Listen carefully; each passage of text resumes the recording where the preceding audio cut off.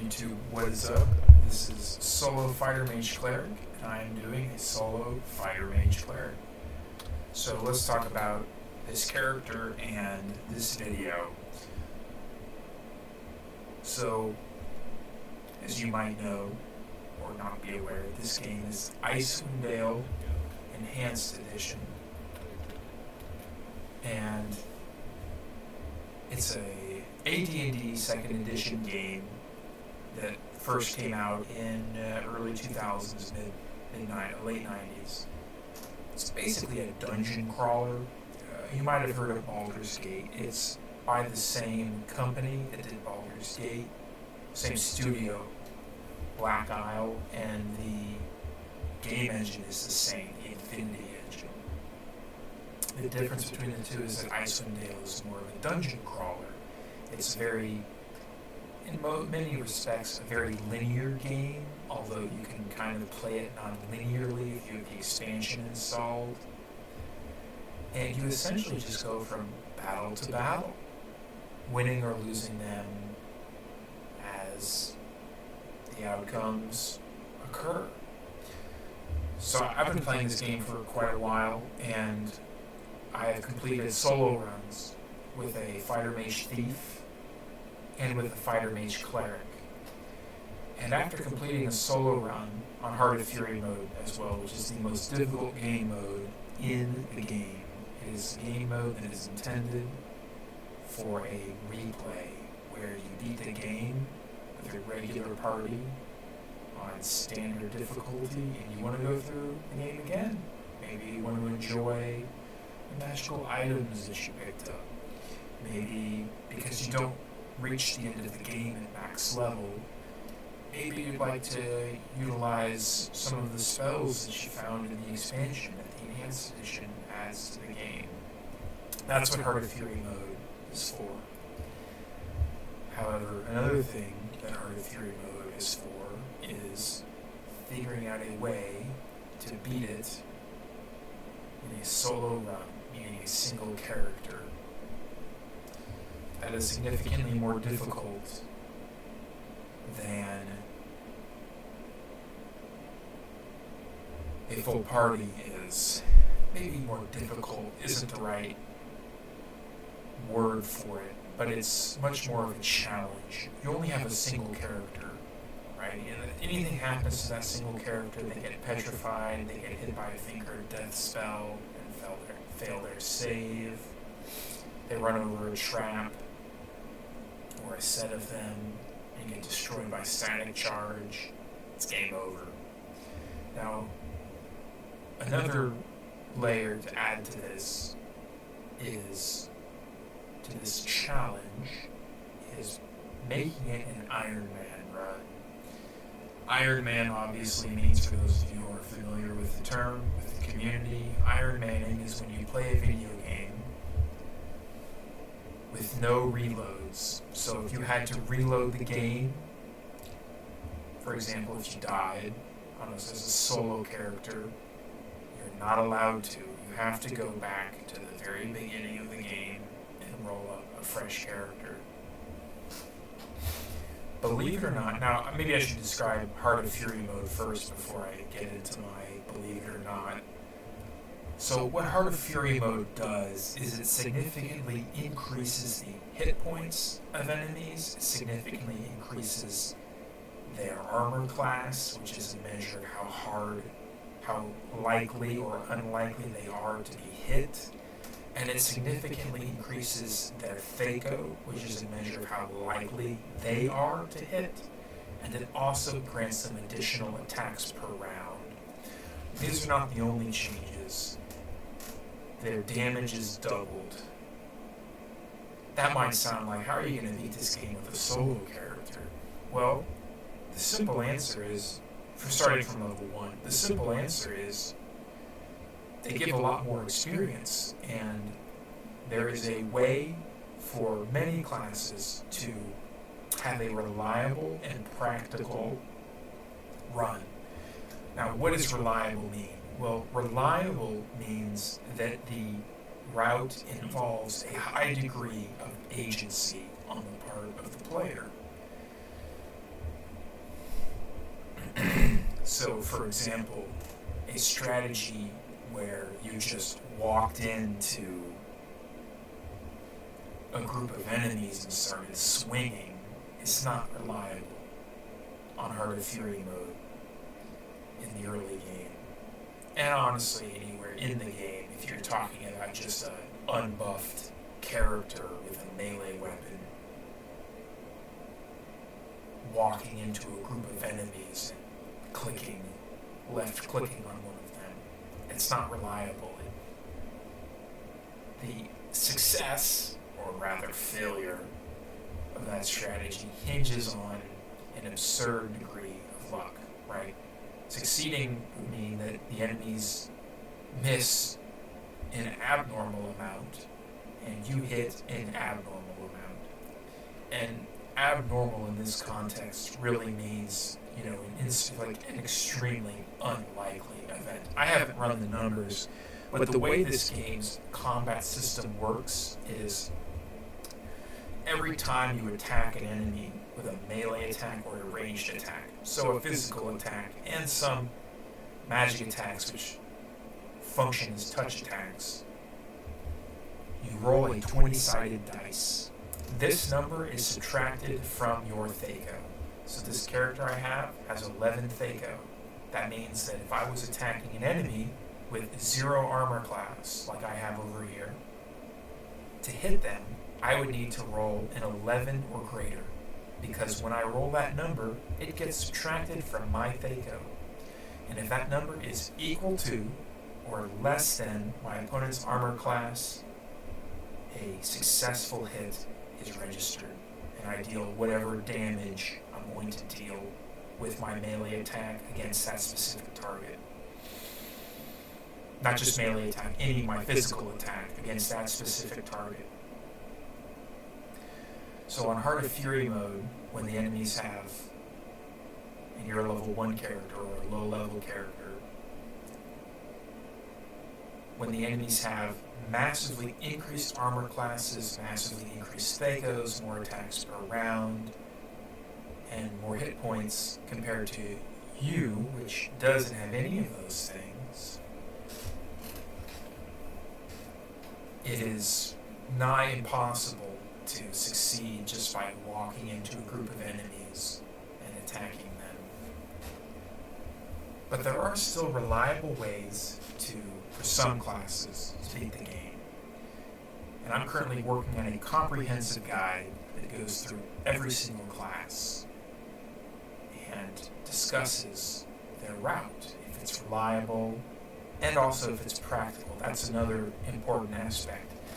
And practicality here is, reliability gets at agency, right? What's the agency that the player has? Do they have control over winning by careful, strategic use of spells and resources? Or are they just being buffeted by the winds of fate? That's reliability. Practicality describes the degree to which luck is involved. And also there's an element of time here and boredom. Nobody wants to watch a run where a single character is spending hours with a composite longbow, or even worse, a sling, kiting an enemy around Easthaven or through Coldahar Pass. You might be able to, given sufficient time, manage to complete such a run, but it's just not practical if we're looking at this from the perspective of not being lame, right? This is an old video game. It's already questionable in that regard. It's an old Dungeons and Dragons video game, but it definitely holds up. The artwork is simply beautiful. So there's a handful of classes that can implement reliable and practical strategies. Now, the number one strategy in Heart of Fury mode is summoning units. So here we have a fighter mage cleric. That's this character's class. And you might notice this isn't a fresh character. I've already been running some of the game with this character, and in fact, I have, let's see here, I've got about 140,000 experience, so I'm somewhere in the middle of the Orc Cave. That's an area in the prologue. Now, as a fighter mage cleric, the most important class here is the Cleric, because the Cleric, let's go look at my priest spells, these are the spells that I can cast. The Cleric has a spell called Animate Dead that they receive when they hit level 5. It's a 3rd level Cleric spell. They can cast it at level 5. It lasts for 8 hours. And it summons skeletons and zombies. Doesn't sound very good. But, here's the thing. And in the base game, it's not. It's trash in the base game. But in Heart of Fury mode, those skeletons and zombies, and any units that you summon, gain the same bonuses to their HP, their armor class, their Thaco, and their attacks per round. So, summoning units is the key to having a reliable and practical run through Heart of Fury. Without the ability to summon units by the time you reach combat, or without the ability to get to summoning units by the time you reach serious combat,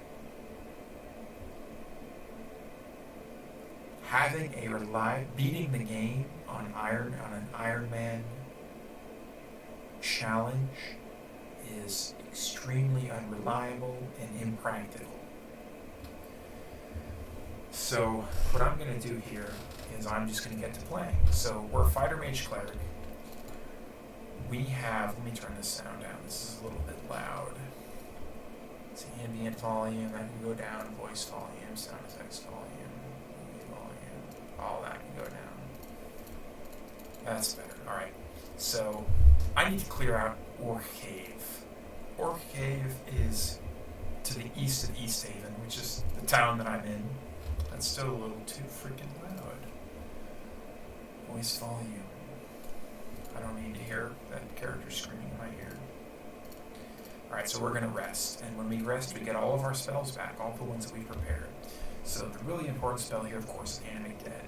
But there's some other useful ones. For instance, Hold Person. Very useful spell in the Orc Cave. Let's get that Morningstar active. As orcs count as people in this game, and you can hold them, not like a loved one, but like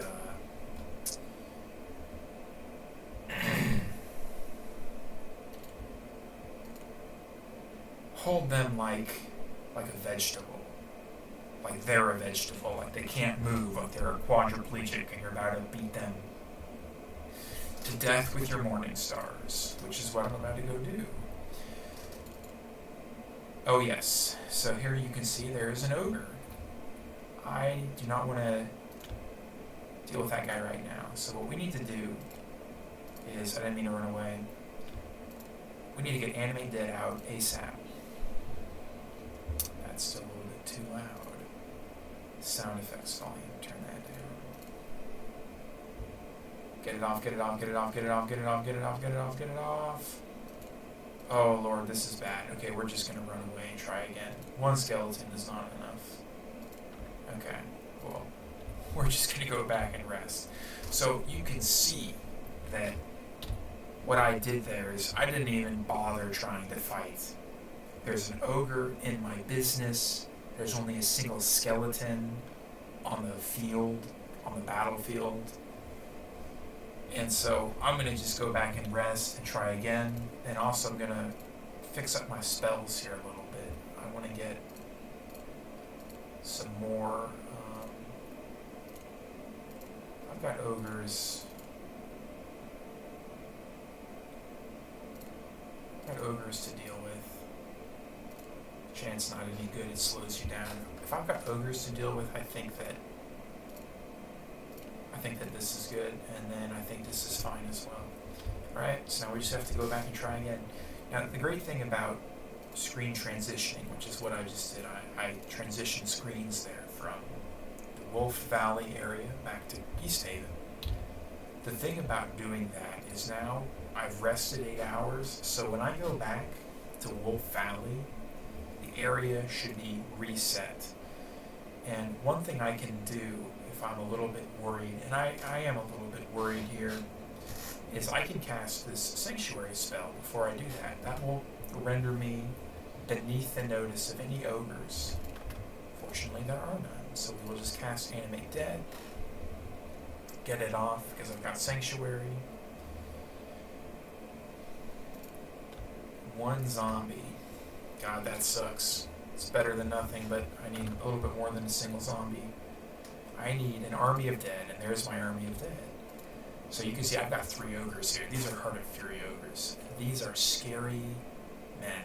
These are scary enemies. They hit hard. They hit often. They hit like trucks, and they don't go down easy. So I'm going to bring out the business on these dudes. Curse them. Unfortunately can't hold them. But I am a fighter, so let's see if I can get in here and start hitting them. Oh yeah, how much was that? 34 damage? That was a lot of damage. It's just a skeleton archer. Nope, I need you to get off me, dude. Oh my god. That's the crappy thing about, there we go.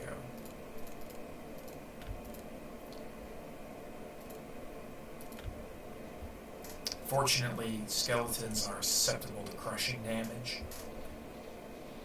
So I really need to get in here and get some things done, but let's curse these ogres first.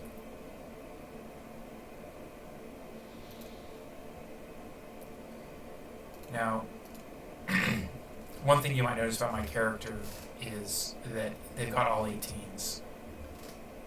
Look, I don't have time to roll up a great character, and I just don't also enjoy playing with crappy characters. I like my characters to be superhuman.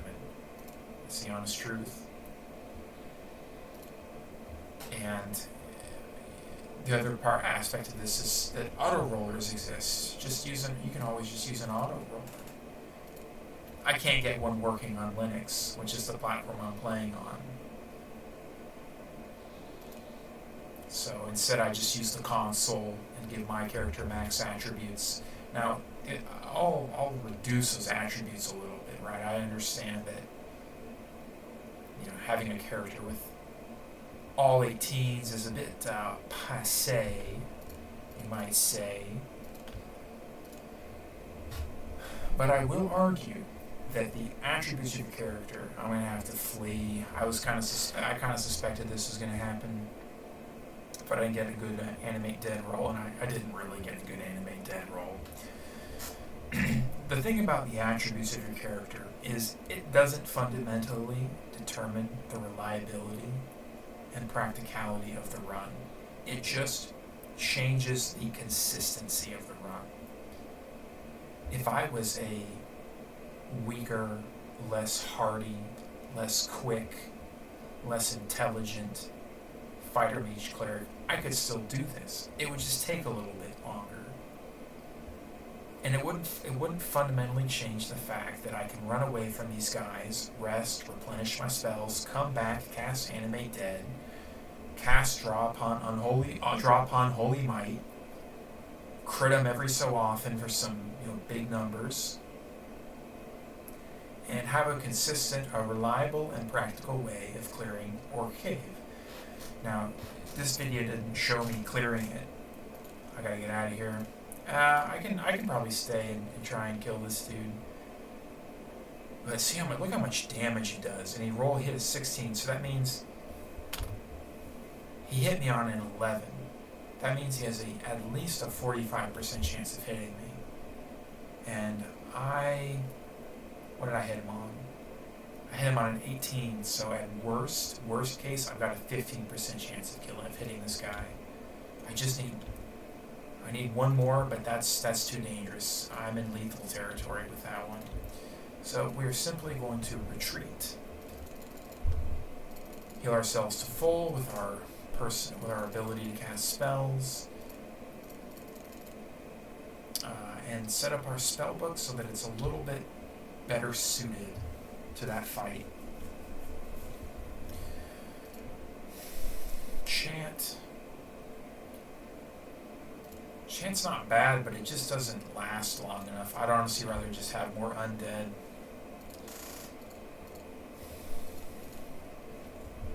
Now imagine if I wasn't a cleric. I'll grant you that clerics are not the best class for clearing the Orc Cave. That honor probably belongs to the druid who has access to call lightning. But what you'll see about fighter mage clerics is that their late game is so much more consistent. I can't ever remember I couldn't figure out couldn't remember what the button was to automatically remove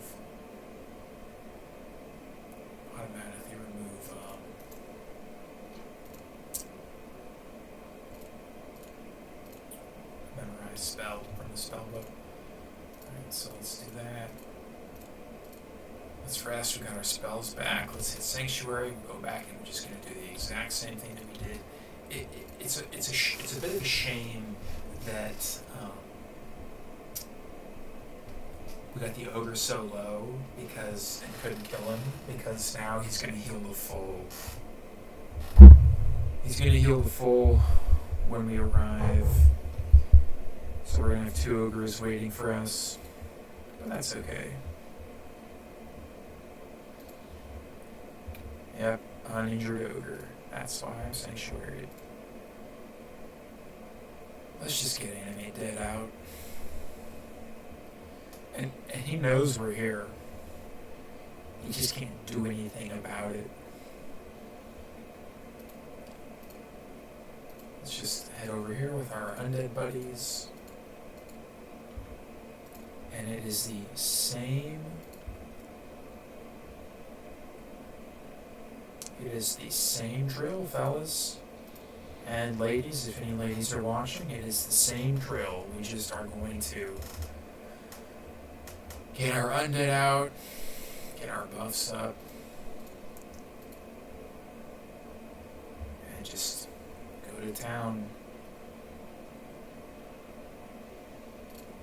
What's our Thaco at? 9. We have 9 Thaco on our main hand, and we have 13 Thaco on our offhand.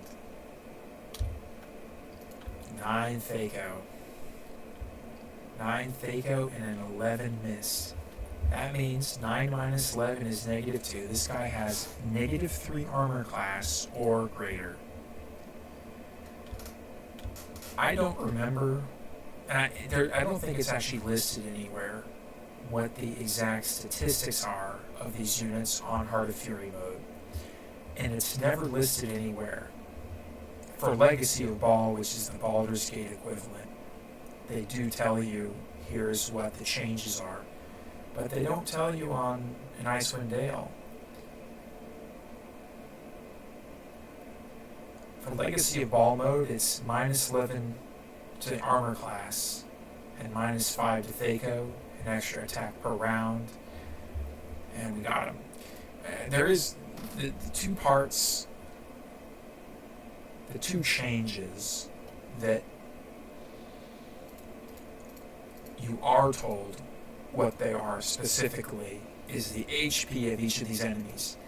They get 3 times their base HP plus 80. So these ogres, their base HP, I forget what it is. I could look it up on Near Infinity if I wasn't doing this video. But they get 3 times that plus 80. That's a lot of HP. You are not attacking me, sir. Change your focus to someone else. There we go. Switch your focus, sir. And take this curse spell while I'm at it.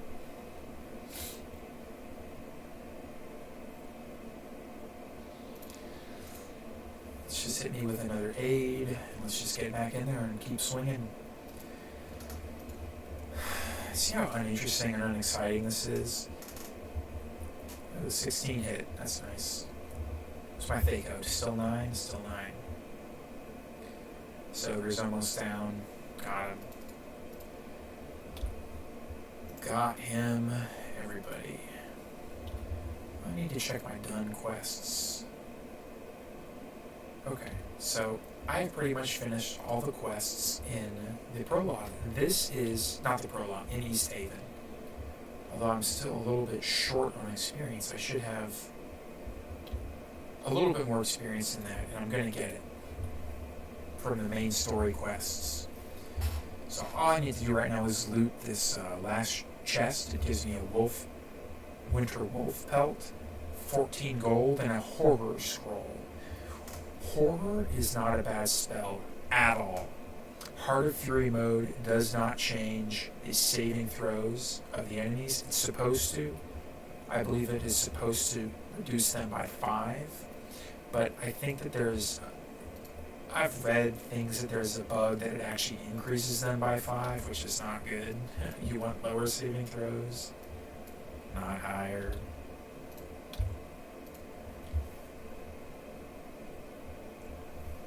So that's the prologue. Now the last change you'll note, experience. You see this? 3,080 experience just for a single ogre. A single ogre, YouTube. I got 3,080 experience for my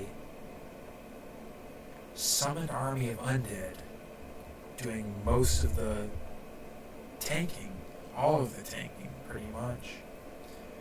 It also doesn't matter that I was the one that got the last blow. You'll get experience if you're undead and gotten the last blow as well. Unfortunately, I can't kill them and get any experience. So that's it. That is Easthaven full cleared. It is now time to move on to the next area. That is Goblin Pass. Now, Goblin Pass is not completely dangerous, but it is a little bit dangerous for a low-level character. And the biggest source of danger is that you cannot clear all of Goblin Pass in one cycle, right? In one spell book, I should say. So you need to rest, but it is not guaranteed that you can rest in the pass safely. So what are you to do? The best answer that I've come up with is, so for example, if you're a druid, and druids are much stronger spellcasters than clerics in the early game. As a druid, you have basically a situation where you want to clear the southern part of the pass. 4,800 experience, very nice.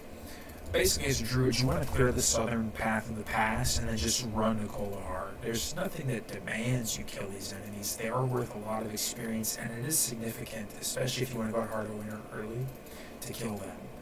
But there's nothing that demands you kill them at that moment. And so it's best to just, as a druid, clear the way and then run the rest of it. Now, as a cleric, you have access to a spell, Sanctuary. And so I don't actually want to buy anything, but I can probably just sell these wolf pelts here. It's really best to just sell your wolf pelts. The item they make is not good, and it's too expensive. Yeah, there's nothing here that we want. Here's a supply list. Screw you, Palmab, you're a dick.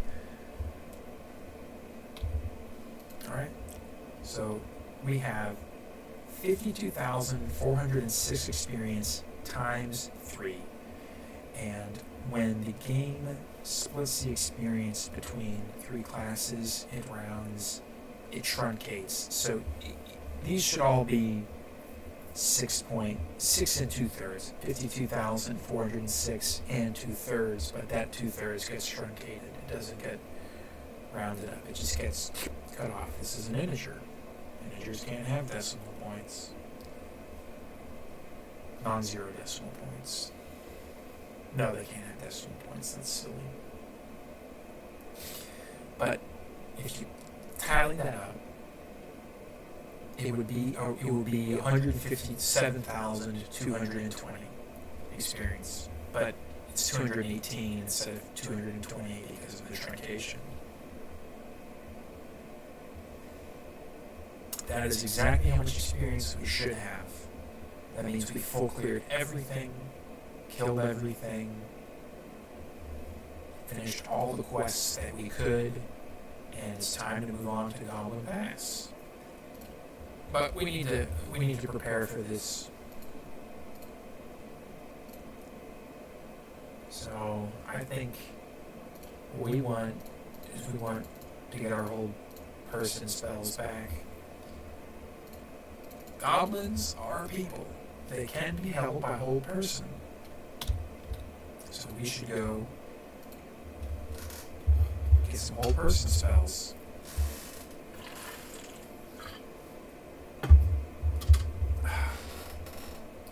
Now our plan here is there's a broken tower with a peaceful ogre in it who just wants to deal with his headache.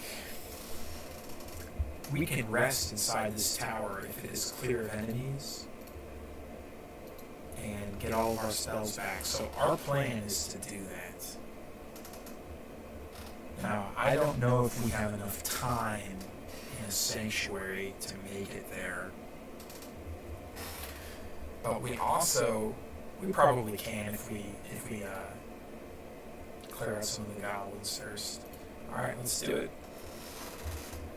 So, if you've never seen the story, I'll just give you the spark notes. We're just adventurers. Hrothgar has an expedition to check out some evil things that have been going on, but before we can get there, some frost giants attack our caravan with boulders and start an avalanche that we managed to survive, but Hrothgar and the rest of our expedition doesn't. So we just want to stop talking to this hermit. He's kind of an asshole.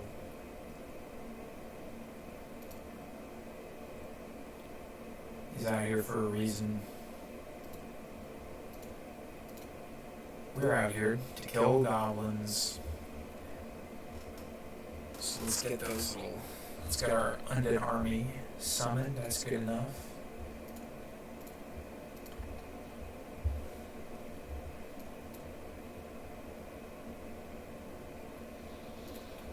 Let's bless him and get to work, fellas. Get to work, you two. Ladies and gentlemen. Alright, here we go. First contact with goblins.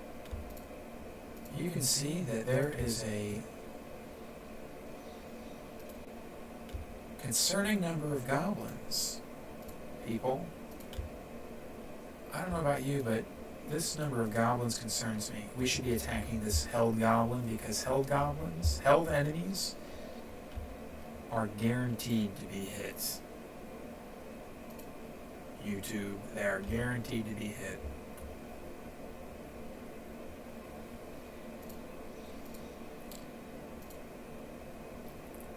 Set him with a remove curse, and then let's just get in there. I want to get on this goblin archer marshal.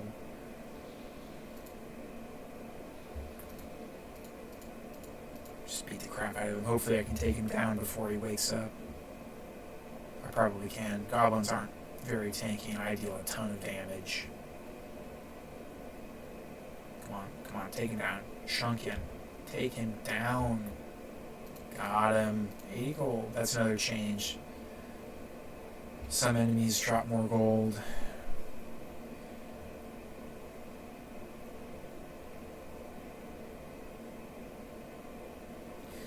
Yeah, this mode gets a little bit, I don't know if tedious is the right word. It might be tedious to watch. It's not tedious for me because I gotta pay attention. But it could be tedious to watch. Just watch me beat down these goblins. In my opinion, Druid is the most fun. I call them shelly runs. Solo, Heart of Fury, Experience Level 1, Ironman. In my opinion, Druid is the most fun shelly run to watch. The simple fact is that druids have some incredibly powerful early game spells.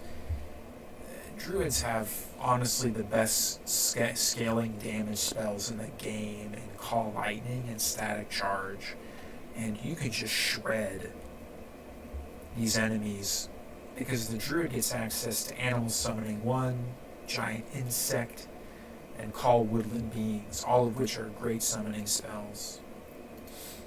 Hit him with a curse. Now in this game, rounds are 6 seconds long. So you notice that I might pause the game. You see this message, pause? That's because I clicked on this button. I can also do it with the space bar. See, I'm using the space bar.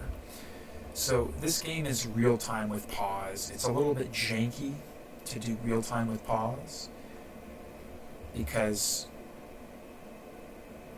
you know, it's this liminal space. Is it turn-based combat? Is it real-time? It's sometimes turn-based, it's sometimes real-time. It's real-time with pause. In this game, one round is 6 seconds. So every 6 seconds, my character gets either 2 attacks per round, one with the main hand and one with the offhand, or 3 attacks per round. It alternates. When I get 3 attacks per round, I get 2 with the main hand and 1 with the offhand. I just leveled up, by the way, so we're going to wait until the battle is over to take that level up, although we could not. We could take it right now, which is what I'm kind of tempted to do, but it's also probably not a big deal. I think it's, if I remember correctly, I think it might be Mage. I think it might be time for the Mage. Let's check. Nope, it was Cleric. I was wrong. That's actually really good because I get access to level 4 priest spells, although I have to rest to be able to use them. So let's go look at what priest spells we want. Well, this is honestly a great spell. Level 4 for a character like the one I've got is a little bit sparse. Recitation and Protection from Evil 10-foot radius are probably the 2 best spells at this juncture. You see, we're very low on spells. So what we're going to try and do here is we're going to cast Sanctuary, and we're going to make a break for it. We're going to try and make a break for it and reach the Broken Tower. Once all of these goblins are dead. Oh, there's so many of them. Did I gain any additional spells? No, I didn't. But you know what? I like the idea of honestly more hold persons. No, I think. Well, the thing about draw upon holy might, I keep messing up, is that I just actually passed the benchmark for a +2 attribute raise. Draw upon Holy Might, Doom, or Dumb for short, if you're on the forums, is one of the best buff spells in the game. It gives you +1 to Strength, Constitution, and Dexterity for every 3 levels of your Cleric. So take your Cleric's level, divide it by 3, round it down. That's how many additional points of Strength and Dex and Constitution. That's the bonus you get. So I get a +2 bonus to each of those attributes. That is huge, especially for someone that has I can't make my mind up about anything, especially for someone like my character who has 18 strength to begin with. When you have 20 strength, 21 strength, 22 strength, 23, 24, 25 strength, gets a little bit nutty. What'd I hit him at? 20? Got a crit? Okay. Alright, so they're all down. So we're just going to make a break for it. I don't know what else to do. Sanctuary will run out. I have about 1 turn, right? Let's see how long. Let me remind myself how long it lasts. 2 rounds plus 1 round per level. In this game, 1 turn is 10 rounds. So I have about 50 seconds to make it to this door. And I think I should make it if my character doesn't spaz out. You see all these goblins? Look at these guys, goblin marshals. I haven't even talked about goblin marshals yet. Goblin marshals are terrifying. They're an enemy that were in the original game, but not to the frequency, not with the density that they're in the enhanced edition. Alright, we made it. So right off the bat, I'm not even going to talk to Garrig. I'm just going to rest. Get my spells back. Now we talk to him. So if we pick the wrong options here, he can attack us, and we are probably not strong enough to deal with this guy right now, just without being buffed. So I'm going to ask him what's wrong with his head. And there's a couple things I can do here. I could mock him, call him stupid. I'm just going to tell him that I don't think that's a very good idea. And he says, oh, you're right. And that's it. We're never going to talk to Garrig again, at least not until we clear the pass and get to Koldahar. So, I can't remember if there's goblins outside. I feel like there might be. I'm just going to put Sanctuary up for safety. Yep, there are. I'm glad I did it. Alright, this is going to get ugly. This is going to get ugly, folks. This is not going to be a pretty fight. I might have wanted to have an additional Sanctuary up, just as a retreat button, a way to get back to the tower without pulling aggro. Let's see if Old Person... No, I actually want to save that. Let's just bless my guys and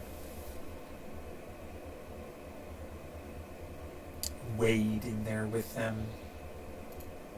Take out these goblins. This is going to be ugly. So if we look down here, there's a mill over here. There's a ruined mill with a orc chieftain on the top. He's not very strong, but his area is a little bit dangerous. We can die there if we aren't careful. The most dangerous position to be in a solo run, any solo run, is to be surrounded. We can be surrounded in there. We'll need to make sure that we aren't. That will take a little bit of care. Speaking of care, we don't really want to pull more goblins onto my... And this is what I was meaning to say is, here it comes. They are coming up the pass. Alright, let's get this spell onto my guys. Protection from Evil, 10-foot radius. One of the best spells in the game, honestly. Hit him with a curse.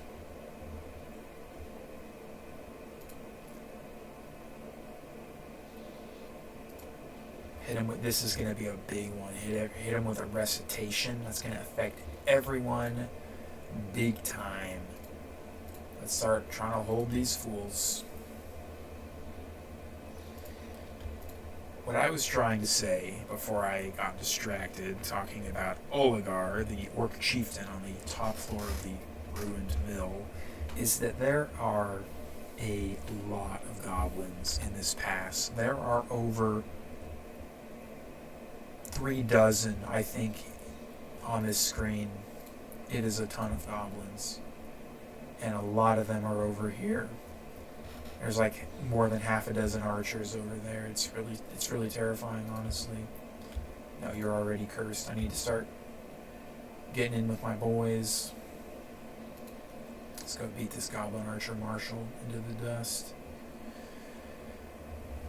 Animate Dead is really, really helpful because your skeletons are frequently resistant to the piercing and slashing damage that enemies commonly have, especially in the early game.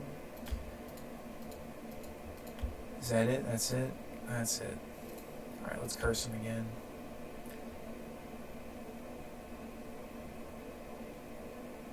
This is actually a really dangerous position for me to be in. If you look here, I actually could easily get surrounded. So I'm going to get out of that. We should be able to win this. My skeletons, I've got a good amount of skeletons. Myself, I'm about to wade in here and help my guys out. I want everybody to focus on the same target here. It's kind of a difficult task to get your dudes to focus on the same target. Nope, I need you. I don't think we can safely, or whatever. We'll just go focus on this guy. What's my Thaco at? 10? That's not that great.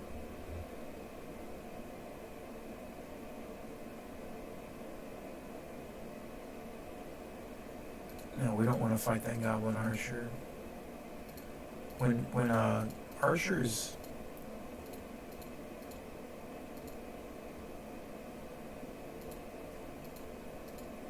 run out of arrows, you see how this goblin's punching? They're not very threatening.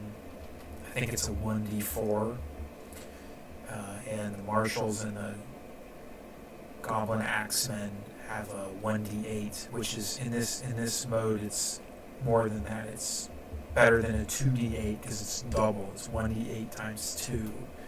Every time they hit you is a critical hit, and they can crit you if you don't have a helmet on. And that would be twice what they would otherwise hit you for. So 4 times damage. You'll die really quickly to that. And now we just settle into wait. I promise that the Fighter Mage Cleric solo, it gets so much more fun. It is actually an extremely fun run in the late game because the Mage starts to come online. The early game is all about the Cleric. Without the Cleric, you can't make it through the early game as a Fighter Mage reliably. Your only strategy, okay, this is crazy. Good, finally got him down. There we go. Your only strategy as a mage, any kind of mage that doesn't have cleric levels, to make it through the early game of a Shelly run, solo Heart of Fury, experience level 1, Ironman run, is to be lawful evil and cast Find Familiar. This will give you an imp. The imp has the spell Polymorph Self. This will give the imp an hour in which it can assume the form of a mustard jelly. This mustard jelly is immune to normal weapons, meaning all the weapons of every single enemy you will face in the prologue, it's immune to them, but only for an hour, and then it reverts back, and your imp can easily get killed. And if your familiar gets killed, you lose a point of constitution permanently. So, make a long story short, it's not a practical method. It is a reliable method. That's very reliable, but it's not practical. It's not practical in the slightest for a no reload run, and I would counsel no one try that, because that is such a... Look how much time this is taking, and I'm actually a freaking max Munchkin fighter, you know? Not just a Munchkin fighter, a Munchkin fighter mage cleric.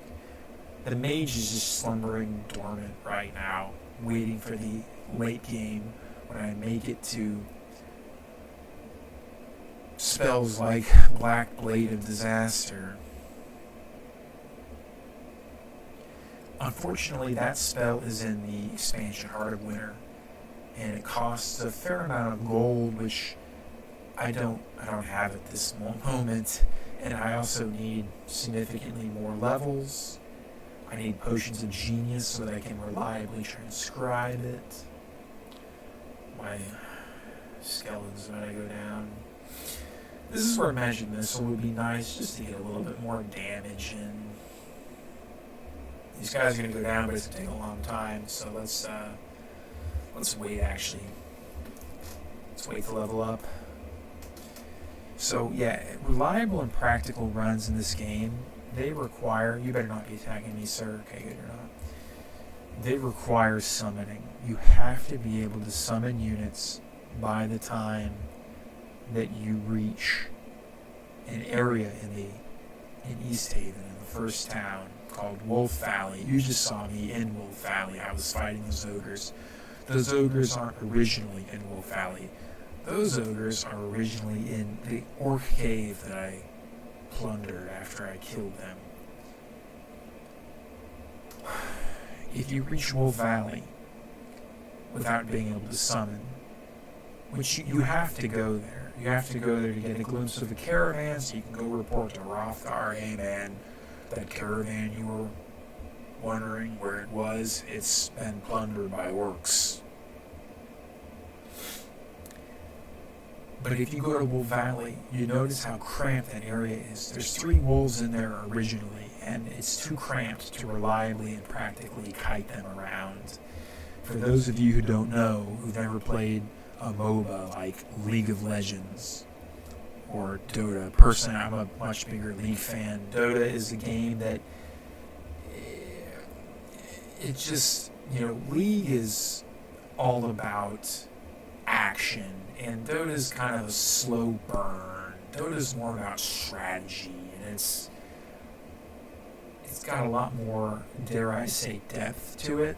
League doesn't have a lot of depth. Let's not kid ourselves here. The game is about who has OP items, who has the best, highest power spikes, when do they occur, and how many of them do they get. That's what League is about, and how reliable your laning phase is.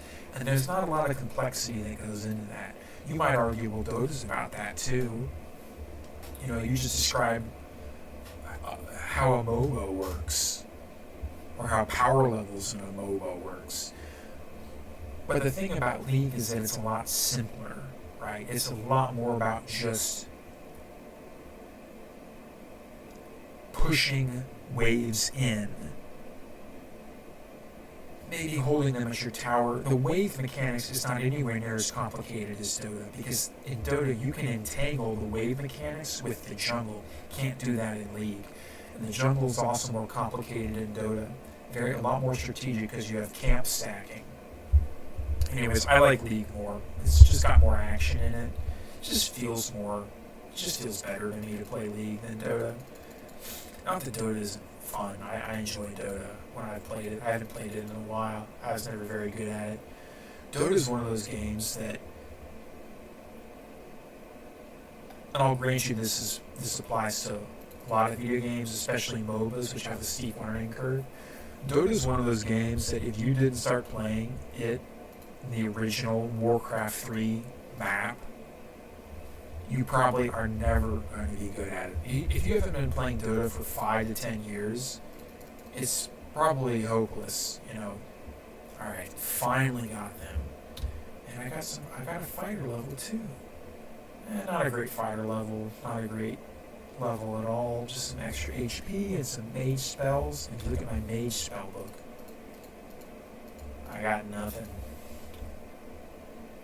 Alright, so what I want to do here is I want to get to Cold and Hard. I guess I could keep clearing the pass. Whatever, let's go back and rest. I probably want to clear the pass. I don't know if Curse is actually... This is Curse. I don't know if Curse is actually doing for me what I want it to be doing. I'd honestly rather have another Bless and Sanctuary instead. Oh. I didn't mean to talk to that guy.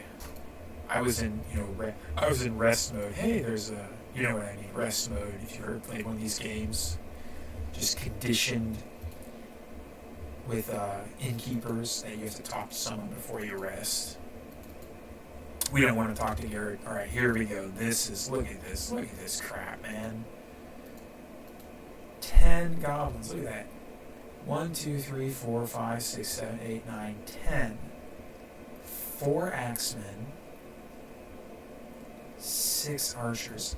Now, I don't have to fight them. I can just go to the next area, go to chapter 1. But I do want to fight them because I want their experience. If I clear this entire pass, and to be fair, there's not just this area where the broken mill. Ooh, that's a very nice sign. Not a great sign, but it's a good one. If I clear this entire area, and that means more than just here in the mill. You see, this is the ramp up to the mill, right? Wheel is stuck in a frozen creek. That meal wheel is stuck in a frozen creek. If I clear this entire area, I will leave the prologue with 330,000 experience. That's a lot of experience. Oh God. It's like I attracted another party. That's honestly terrifying, but this is why I have Sanctuary up.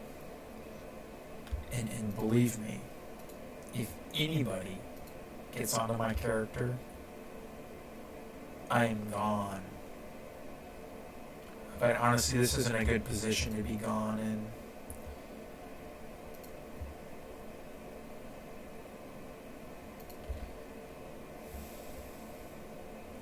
We're about to have a big old swing here. The payoff is going to be huge.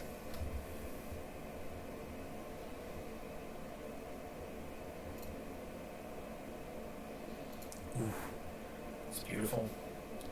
Alright, let's take these marshals, these held goblins down. And more coming. There's more down here. There's a whole big ass group down there. It's okay. Undead are stronger than goblins, especially skeletons. Even that zombie's taking hits like a champ, man. Can we attack the held goblin, please? You're held. I want to get a zombie between me and these goblins.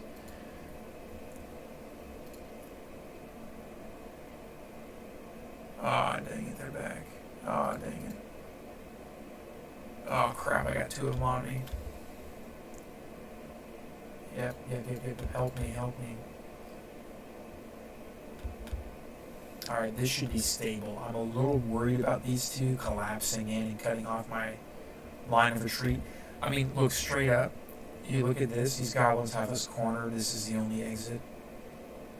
If they cut my line off of retreat, I probably die here, to be honest with you. Either that or gotta cut my way out of the goblins. Which we might be able to do, but I'm not sold on the reliability and practicality of doing so. You'll notice my guys are giving them, there's a lot less of my guys, but they are giving the goblins the business. And a lot of that has to do with protection from evil, because these goblins are all evil. And protection from evil gives you a -2 bonus. Minus is good in 2nd edition D&D. You want a lower armor class in 2nd edition D&D. Remember that. Remember, Thaco minus your roll less than your armor class your target's armor class is, or equal to it, is a hit. Anything else is a miss. And also a 1 is a miss. So protection from evil, 10-foot radius, gives everyone in the radius a -2 bonus to armor class and a +2 bonus to saving throws against evil aligned units. All these goblins are evil. Doesn't matter that my undead are as well. That's huge. That's a 10% increase in your chance for evasion. Oh, I saw you coming around here, buddy. You guys just keep on walking. Gotta keep walking. I got anything else? This isn't the best spot for me to be in, but I think it's probably good enough. I'm gonna take this guy out.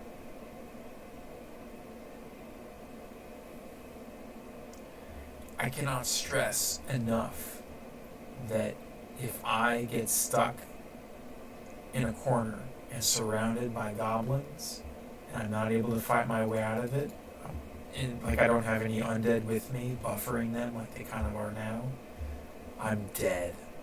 Run over, go back to the start. Do you want to do this again? I don't. I'd rather be playing a fighter druid or a druid. Much more fun early game. Not quite as fun late game. There is nothing like the fighter mage cleric late. I have seen some old threads on Reddit, the Icewind Dale subreddit, that quite frankly are disappointing about Heart of Fury solo, Heart of Fury mode. People with a significant number of upvotes for the size of the thread talking about what's the best class for a solo Heart of Fury run, and people with a significant number of upvotes saying it's the Fighter Mage Thief. Nothing could be further from the truth. The Fighter Mage Thief is a terrible solo Ironman class to run this game with. It's a terrible solo class.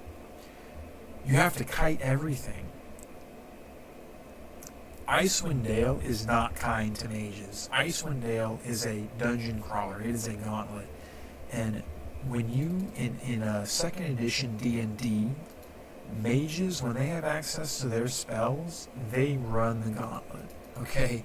They run the gauntlet. So Icewind Dale addresses that by treating mage scrolls like rare, valuable commodities. You go look at my mage spellbook, it's 2 spells. That is not an accident. There's 3 more spells that I want to learn in here, alright? But I'm not using them yet. I could try, but it's, with 18 intelligence, you only have an 85% chance of scribing a scroll. And I want all 3 of those spells. It's actually very important. Some of them are less important than others. Chromatic Orb is not quite as critical as Protection from Petrification, which is going to be the only thing standing between me and getting my run ended by Beholder later on in the game.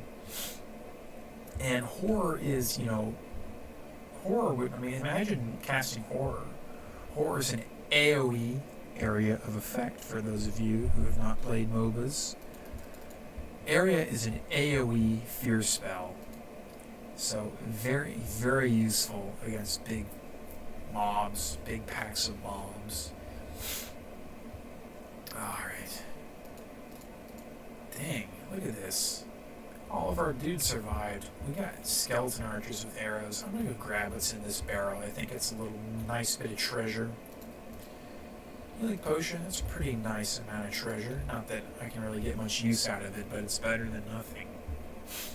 Honestly, healing potions are underrated, man.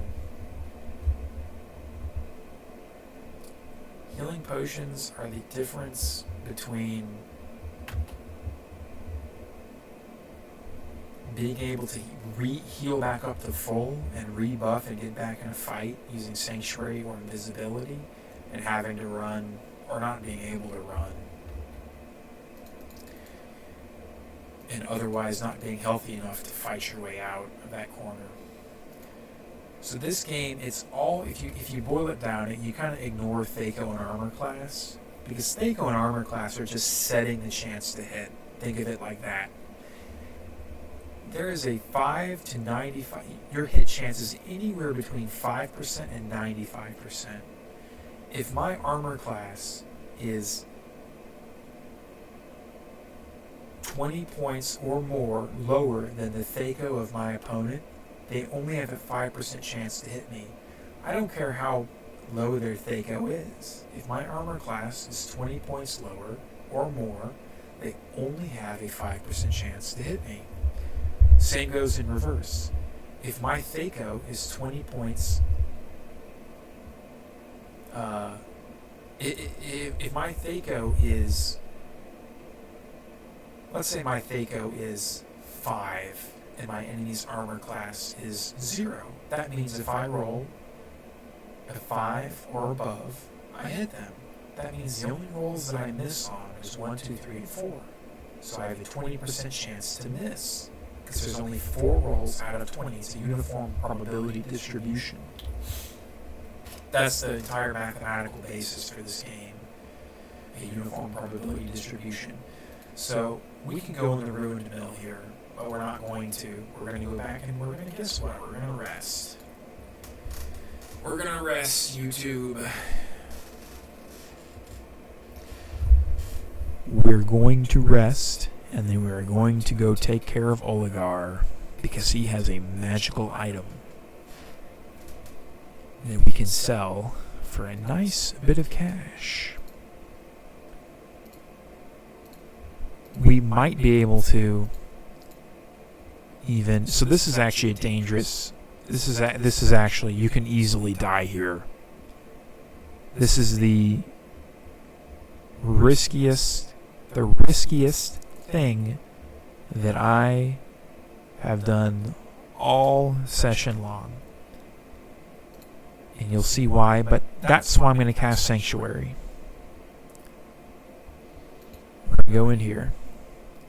So you see, if I pause here just to talk through this, there's 4 orcs. This one's Oligar. Normally, if I didn't have Sanctuary and they were able to interact with me, Oligar would start a conversation. He would demand I pay tribute to him, and if I pick the wrong dialogue options, and there's a lot of them, he will attack. Notice where I'm in.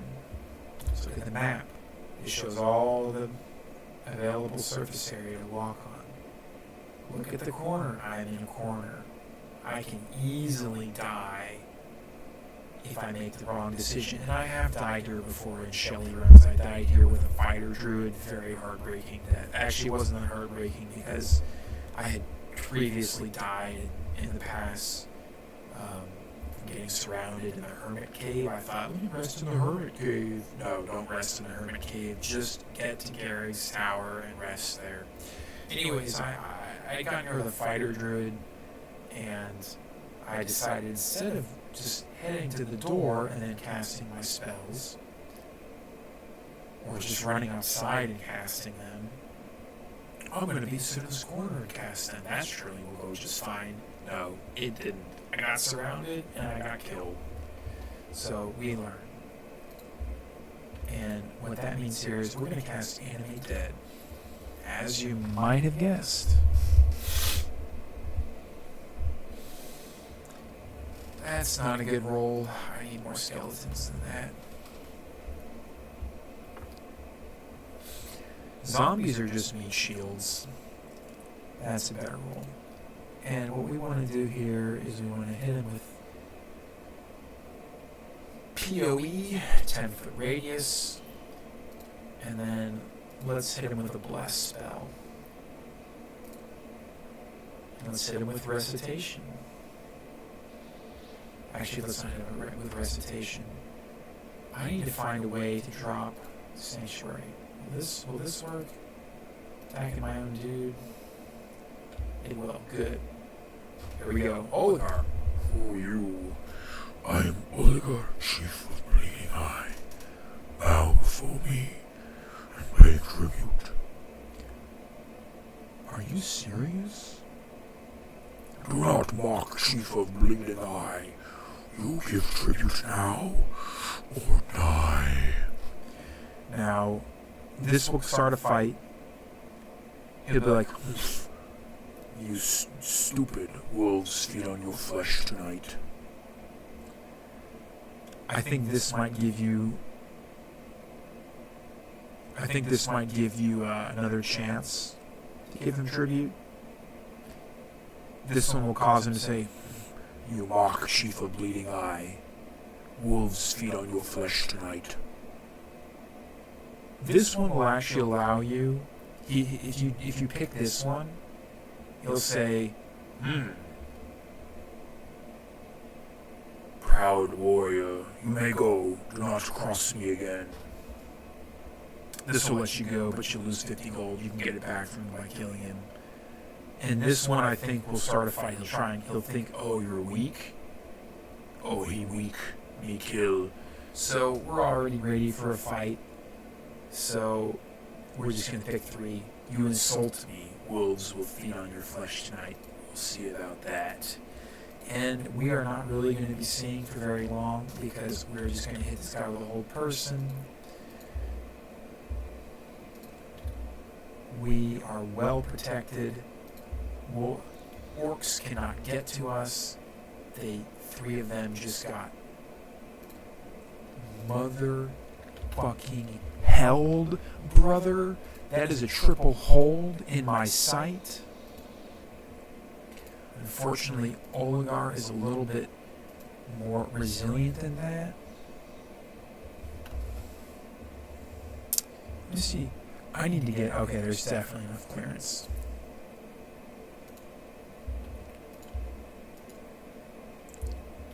I need to get in here, fellas. You need to find me some room. Oh, why is Oligar attacking me, dude? Oh my god, bro. Don't tell me that this is about to happen.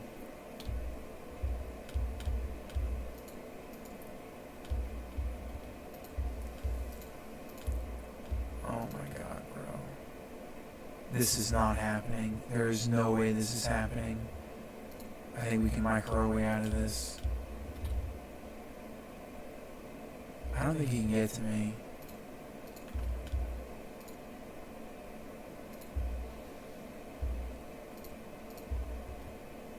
Oh, he can't get to me. That was so close. That was unbelievably close. We do not want to deal with that guy. He is... See how much damage he did to me? Can I get him? Whatever. We can take a couple rounds of combat with him. He won't last much longer. There he goes. We get 130 gold, 150 if we paid in tribute. We get a crappy wand that we're going to sell for 1,000 gold. And we get a great spell. Blur is a great spell. Blur is one of the best second level spells in the game. It's not going to be as useful for us because we're a good aligned neutral good, which means that we get access to the shimmering sash. So what I'm going to do here, there's some goblins on this lower floor. What I'm going to do is pull them, run up here. I was afraid that was going to happen. Okay, good. We'll just deal with them like this. I'm not worried about goblins, even though they do kind of hit a little bit hard. Again, if I get surrounded, I die. You do not want to gamble with getting surrounded, people. No, that's not what I wanted to do. Dude, what?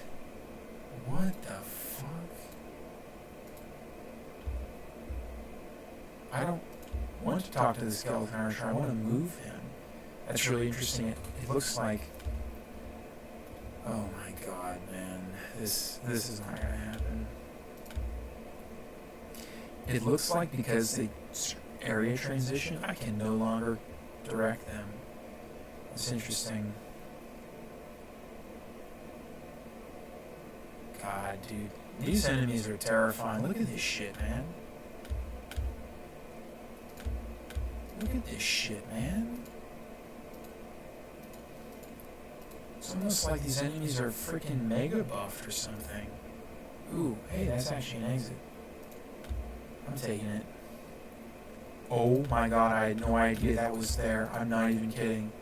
I literally didn't know that was there. That is crazy, dude. We're definitely exploring that, but absolutely going in with Sanctuary because we are not tanky enough for this shit. This game mode is supposed to be a challenge even for a solo character that has already beaten the game, and we have not. We have started it on a fresh install. That's actually seriously cool that that area is there. I genuinely have never been up those stairs. I did not even know that that was a thing until this minute. That is so cool. Wow, that is really, really cool. Get a gem, get some more cash, and we're going to go let a little boy out of the closet. His name is Germsy.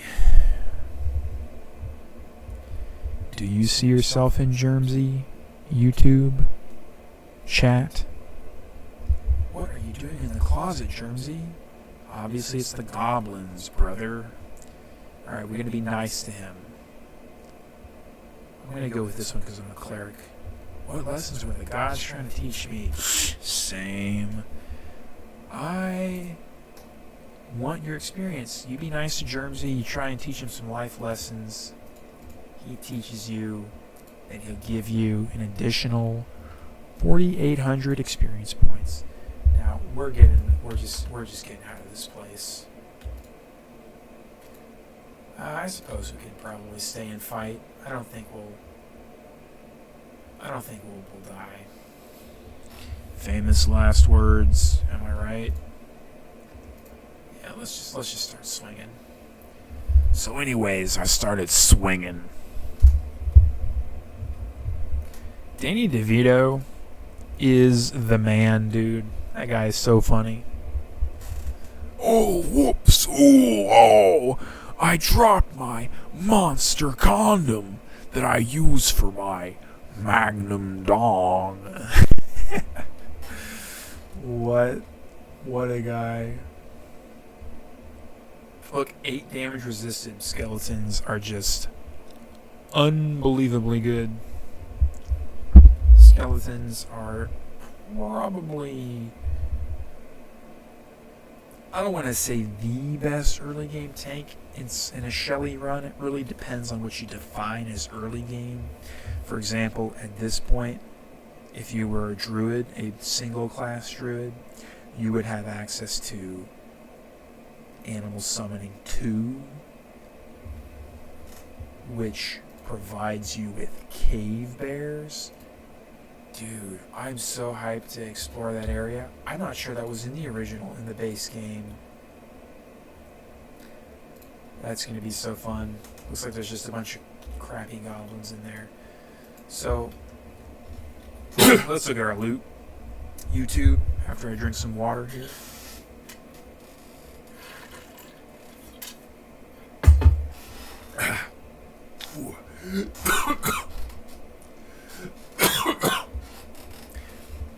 It's not a good sign when water goes down the wrong pipe. Jeez.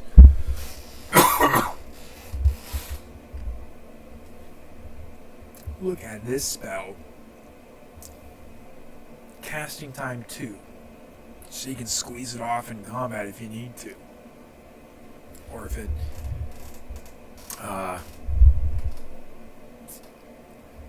dissipates, the duration ends. Duration. 3 rounds, not bad. Not good enough. 3 rounds by itself isn't good enough for the long term, but plus 1 round per level. It scales. For me right now as a level 7 mage, I'd get 10 rounds out of this thing. I get a turn.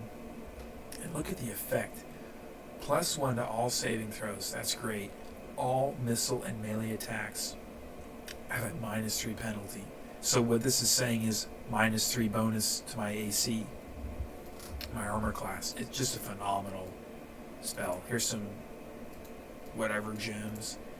And this wand is called the Merry Shorthorn. It allows me as a bard to cast Bless once per day. Not very good. 1,000 gold. I keep getting it from Oligar for some reason. Like literally my last 4 runs to make it to this point and kill Oligar have all gotten the Merry Shorthorn. It's kind of a bummer. Okay, I didn't get any new spells. That's alright.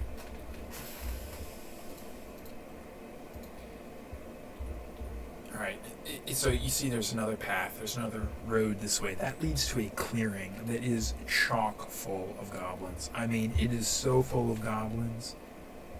It's not even funny how full of goblins it is. Oh crap, I'm still injured.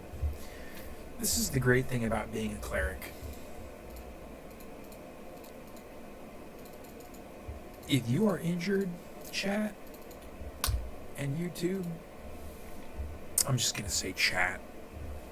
If you are injured, chat, and you are a cleric, you have what is called, in MOBA parlance, you have what is called sustain. You see these spells? These Cure Light Wound spells are the most efficient healing spell in the game next to Heal, which arguably, since it takes up a high-level spell slot, is less efficient than Cure Light Wounds, which takes up a nothing spell slot. I mean, it's not a nothing spell slot.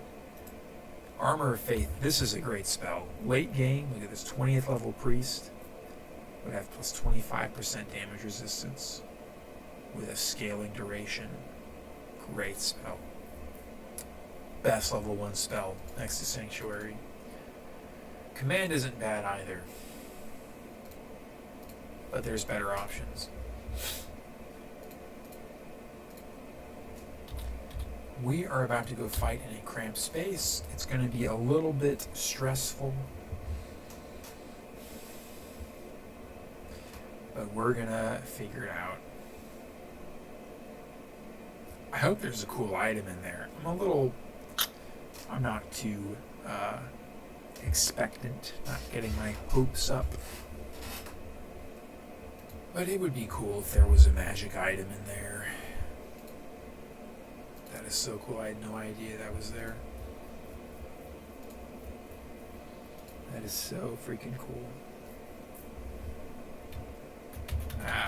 Maybe one of them will drop something. Look at how easy it is to die. Look, if I had not had Sanctuary on, boom, he comes up, he goes down, I'm dead. It's over. It's just flat out over if that happens. There is no... It's also over if I click the wrong spell here. This is a tightrope, man. Shelly runs are a tightrope. Ooh, that's a great summon. I think I see 3 skeletons. 2. Never mind, it's just 2. How many zombies? Probably 4 zombies. Alright, let's see here. We're just going to start casting holds. Wow, that goblin took a lot of damage. What did you take all that damage from, dude? That's crazy. That is crazy. How did that goblin get damaged? I don't see where all that damage came from.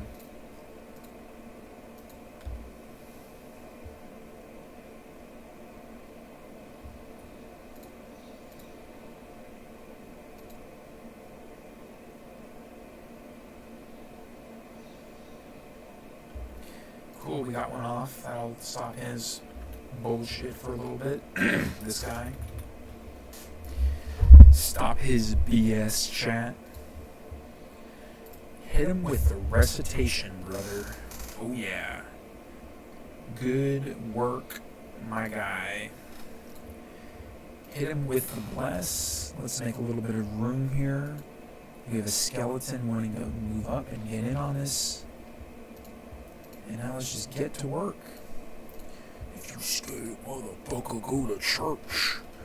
If you were down, motherfucker, do your dirt. If you a ghetto motherfucker, put in work. If you scared, motherfucker, go to church. If you a ghetto motherfucker, do your dirt.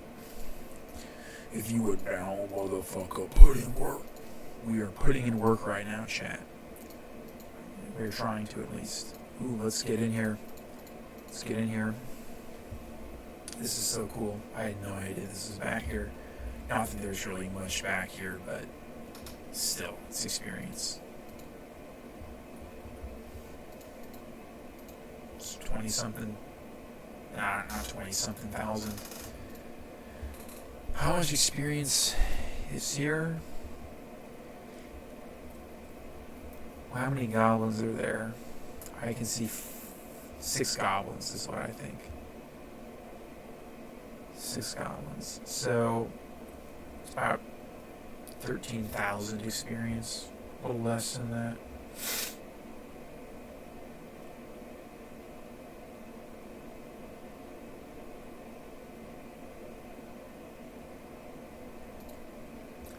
Nice. Another 80 gold. At this rate, I'll be able to afford nothing. Oh no, I'll be able to afford some potions.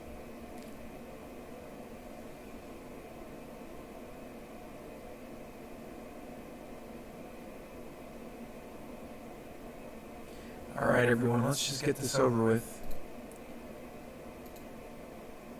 Got him. Ooh, level up. That's cool. Mage level up. No one cares about a mage level up at this point. We cannot scribe any scrolls because we don't have reliable intelligence for doing that. To reliably scribe scrolls with 100% accuracy, you need to have 25 intelligence.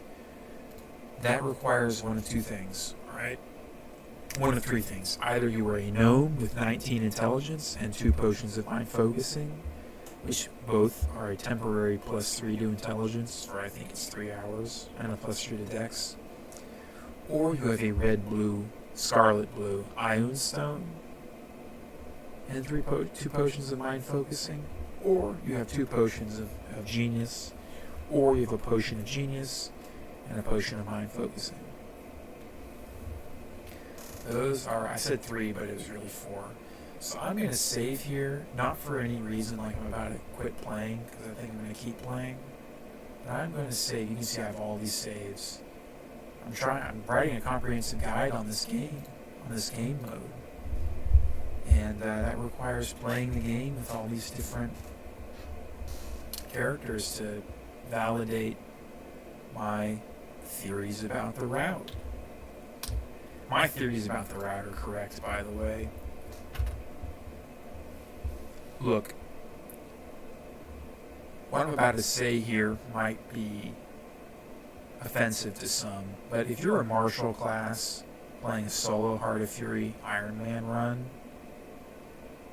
just go play a Cleric. Just take a Cleric multi-class or a Druid multi-class. It's just not worth it. It's just not reliable or practical. Alright? You're going to be kiting through the whole game and then get to Belhafet on Heart of Fury mode and realize the dude's got like 4 Cornigons with him, and you are just... Are you even going to be level 30? Is there even a route to get level 30 reliably at that point? That's a good question. And before you talk about getting to level 30, you need to get to level 9 first. Because if you get to level 9, then you can go to the expansion Heart of Winter. And Heart of Winter passes out experience like it's a fire sale.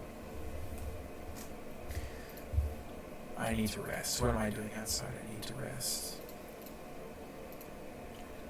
So if you get to Heart of Winter, you can probably get to level 30, but I'm not sure how much good it will do you, really. So we're just going to cash Sanctuary and go walking around. You know, this is kind of a scary place to be in a Sanctuary, because unless you have the auto pause option to pause when the round ends, you don't really know when Sanctuary is about to end. And you don't want it to pop at the wrong time. That's why Invisibility is a much better spell for doing this kind of exploration. I'm pretty sure all the goblins here... Oh, nope. I was wrong. This is why I did this, because there's a couple in the middle. And I'm clearing these goblins out because it's going to get me Cleric level 8, which I really want Cleric levels. I really want Cleric levels. That is actually a significant party of dudes. We're going to drop our own party of dudes in there. Oh, that is not nearly enough of our dudes. 2 skeletons. Probably put on a game fight, make a game showing of it. We're going to come in here and give him a little boost. Hit him with the... That must have been... Surely the protection from evil didn't trigger that. Hit him with a bless.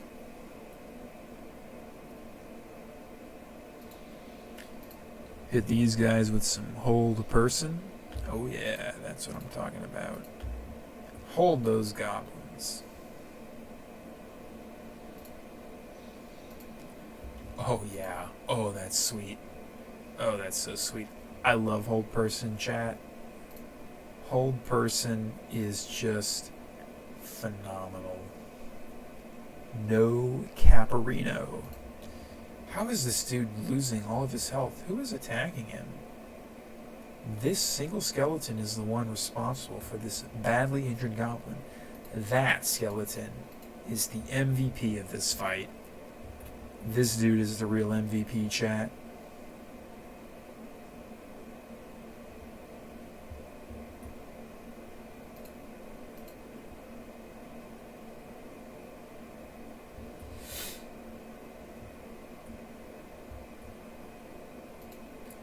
Got him.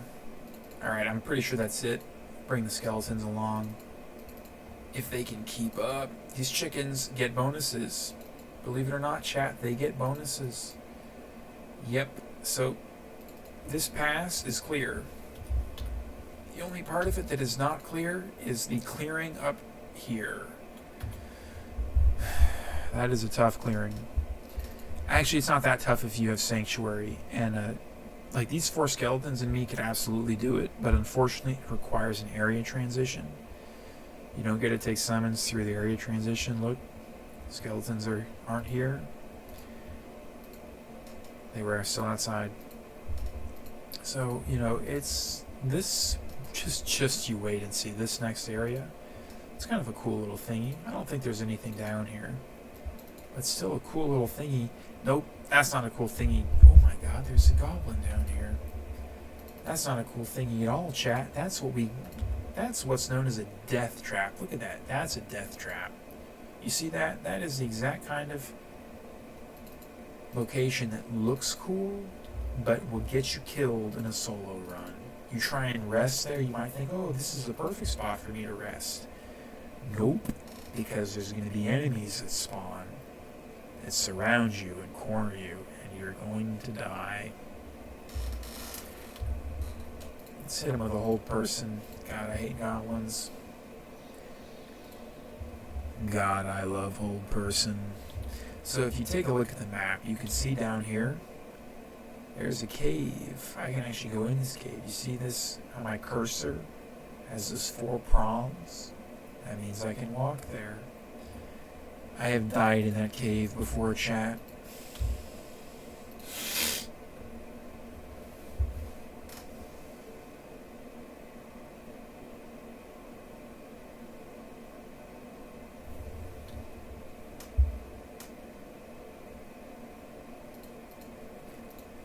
I have not died in this clearing,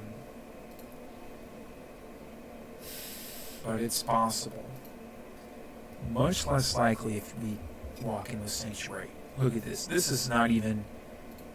This is half of the goblins. There's going to be a whole bunch more once my zombies and skeletons get summoned that appear. That is a terrible summon. Look at this. There's over a dozen in this pass alone, and we got one on our tail.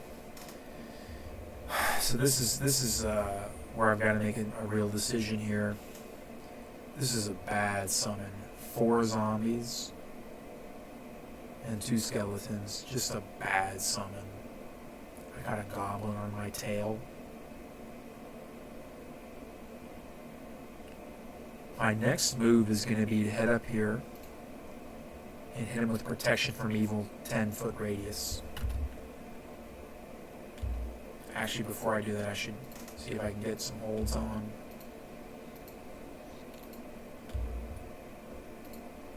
Did he go through?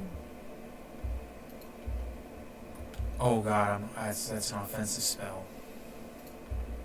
That's terrifying. That is just completely terrifying, chat.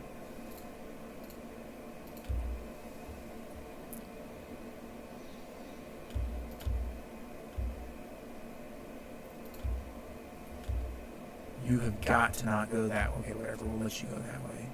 Oh, this is scary. You attack the marshal that's held. You 3 attack the same target.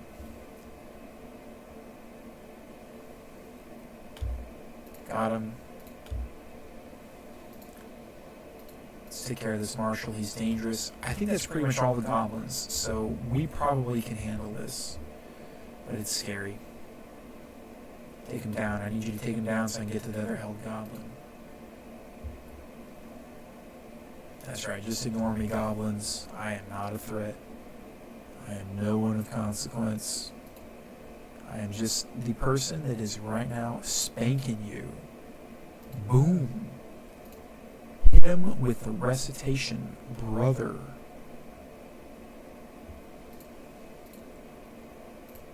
Hit him with the bless. They stack, I'm pretty sure.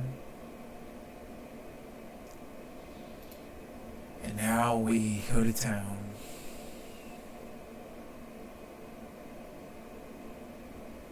You see how boring this would be if my dude wasn't a world-class fighter with 100 strength, which gives me a +3 bonus, -3 bonus to Thaco. So +3 bonus to hit, and a +7 bonus to damage. That +7 bonus to damage is so huge. If you think about it from a mathematical perspective, +3 bonus to hit, 15% chance to hit. Additional. 7 +7 bonus to damage. That means that on average, every single swing that I take, chat, on average, gives me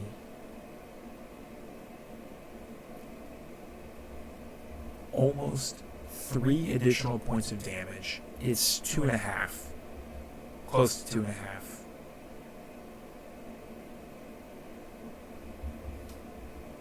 What that means is every single swing that I dish out with exceptional strength, compared to someone that has no strength bonuses, I deal 3 additional points on average every other swing, and 2 additional points on the swings that I don't deal 3 damage on. On average, this is all on average. It's just expected value. Uniform probability distribution. Multiply 7 by 0.15 and get the expected value of the damage. It's just that simple.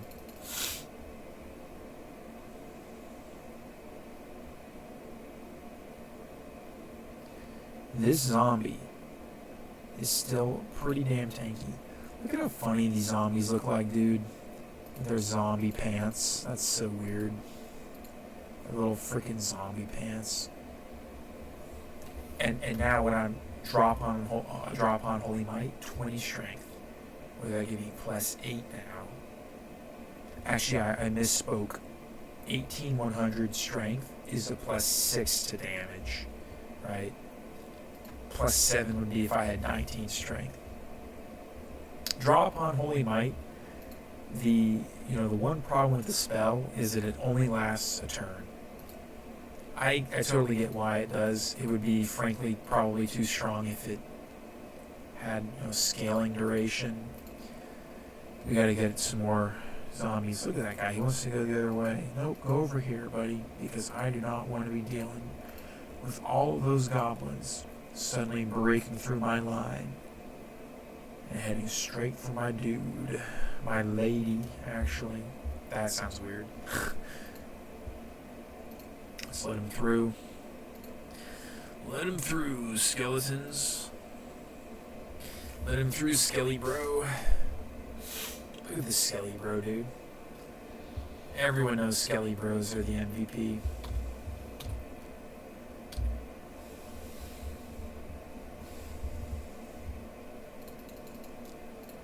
Take that cash money. Thank you very much. Another reason why clerics are so strong in Icewind Dale, especially a solo run, oh, there's one guy up there, I saw him, is that their weapon, clerics can't use axes, they can't use daggers, they can't use swords, they can't use scimitars, katanas, they can't use spears. those weapon proficiencies don't really matter in Icewind Dale. In Icewind Dale, the most important weapon proficiency, besides 2 weapon style, is Morning Stars and Flails, easily. The best weapon in the game is the Morning Star of Action +4, and the second best weapon in the game is either another Morning Star of Action +4 or a Morning Star +4 Defender. Gives you a bonus to your AC. It's probably the second best weapon in the game. There's just so many units in this game. There's so many undead units. And actually, on that note, quick aside, circling back to my earlier exhortation to not play martial classes in a Shelly run, it's not really to not play martial classes. It's basically don't play thieves. A Shelly run with a thief is an exercise in masochism and wasting your time. The best martial classes for doing a Shelly run, purely martial classes, well, I mean, if it's purely martial class, you're probably out of luck. But Undead Hunter, got to give a shout out to the Undead Hunter. So many undead enemies in this game. Once I get out of this accursed pass of goblins, I am going to make it to a town where I have to go investigate a Veil of Shadows. And this Veil of Shadows has 2 kinds of enemies. It has undead and it has yetis. The undead, just checking on the recording, making sure it was still going. The undead in the Veil of Shadows there's a ton of skeletons. There's so many skeletons. Like, in Chapter 1, 90% of the enemies are skeletons. Why am I back here? Why am I heading back here, you might ask? Because there's a cave full of enemies, chat. And I'm not going to Sanctuary before I go in, because they begin docile. They're also not evil, they're just hungry beetles. They're terrifying beetles, dude. You do not want to mess with these beetles. Let your dudes mess with the beetles, chat. Do not mess with the beetles. Look at how much damage. Hold on. 18 missile damage from a skeleton archer. Do it big, my son. Do it big, my son. Oh god. It's going for me, chat. These beetles are so freaking terrifying. I'm actually kind of scared right now. That thing can go from 0 to 100 really and look at how fast it is. So fast. Oof, yeah, you stay down, beetle. We don't want your kind around here at all. But I got crushing damage, so I'm going to attack it. I do not care. Skelly bros. Skelly bros are so useful, chat. Big crushing damage, oh yeah. I don't need to be doing this. I could have left. 14 piercing damage, hit me with a 14, that's not bad. It's honestly pretty scary. Hit me with a 13. Hit me, oh my god, hit me with another 13. So this is where we need to just run away. Let the beetle retarget, please. Please, Mr. Beetle. I don't have the ability to deal with you, sir. You need to retarget. You need to retarget, sir. Retarget, please. I'm probably just gonna leave the cave and come back. Are you gonna follow me out of the cave? I don't think they do. You know, so what that means is we cast Sanctuary and we go back inside. Look how much damage that beetle did. That beetle is scary, let me tell you.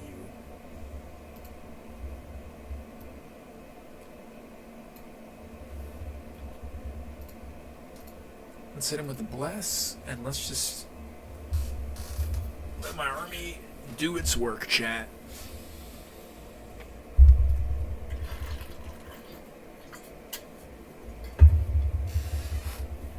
These are some down motherfuckers, chat.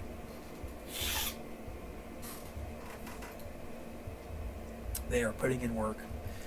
And these two enemies are the last enemies in the prologue. Once they are clear, I will have Cleric level 11. I will have over 330,000 experience.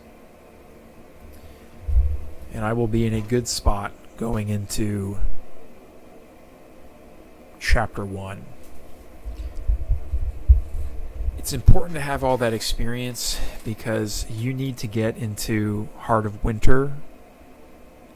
I don't want to say as soon as possible, but it's a big advantage. There's a lot of experience in Heart of Winter to be had. I calculated it, and it's mostly for dialogue. You can get right off the bat 504,000 experience. 500,000 experience just for the right dialogue options. Now, you can get an additional 1.5 million experience, roughly, very close to it, if you rescue a guy from an isle. This is a little bit risky, okay, because you have to get a locket from a tomb, and the enemies in the tomb are way stronger than you are, chat. Okay? The enemies in the tomb will kill you in the burial isle, in the bottom side, call it the caves, in the barrows. The enemies in the burial isle barrows, just on in the burial isle period, will kill you so freaking fast that it is not even funny. Like, it's just straight up not even funny how fast those enemies will kill you. Let me level up. Admire my new level 3 and 4 priest spells, chat. Let us take a gander, shall we? Honestly, level 3 cleric spells. Zone of Sweet Air is worth a selection. Prayer is worth a selection. Animate Dead is probably is easily the best spell here. This is worth a selection. Protection from Fire, yeah, that's worth a selection. It's not perfect, but it's worth a selection. Strength of 1, not worth a selection. In my opinion, 7 rounds, even if you aren't consoling your characters. Strength of 1, it just isn't worth it. Like, if you've got a full party of dudes, and one of them's a fighter, chances are, multiple of them are firefighters, chances are one of them has a higher strength score than 1876. If you're like me, I like having exceptional strength. Glyph of Warding. So, Glyph of Warding actually is not bad. The problem is that it's a D4. 1d4, but great scaling on the spell, honestly. It's just a d4. You know, it's just not good enough. This one, pretty nice, but it doesn't really scale, and there's better options later on. Favor of Ilmater is just like, what is this spell, dude? Terrible spell. Cure Medium Wounds, nice, but not worth a slot when you can just spam Cure Light Wounds, you know, for a solo run. So it's really Prayer, this spell, Animate Dead. Prayer, Zone of Sweet Air, Animate Dead. Holy Smite just doesn't scale. Miscast Magic. Best way to deal with spellcasters is to kill them. That's a joke. But this is not it. If I gotta cast one spell that you can make a save against, First of all, I have ways of dealing with spellcasters that they can't save against. So why would I use miscast magic? Dispel magic is the scariest spell in the game for a solo character, easily. Getting surrounded is one way of dying as a solo character. The other way of dying is to get dispelled. To deal with dispel magic, there's a couple things you can do. You can just rebuff, right? So, for example, in Heart of Winter, there is an amulet that reduces the cast time of your spells by 2 points. This means you can cast invisibility instantaneously, therefore creating a reliable strategy if you get dispelled to just cast invisibility and rebuff. It's not always practical. Yes, you can pretty much always pull it off, at least the casting.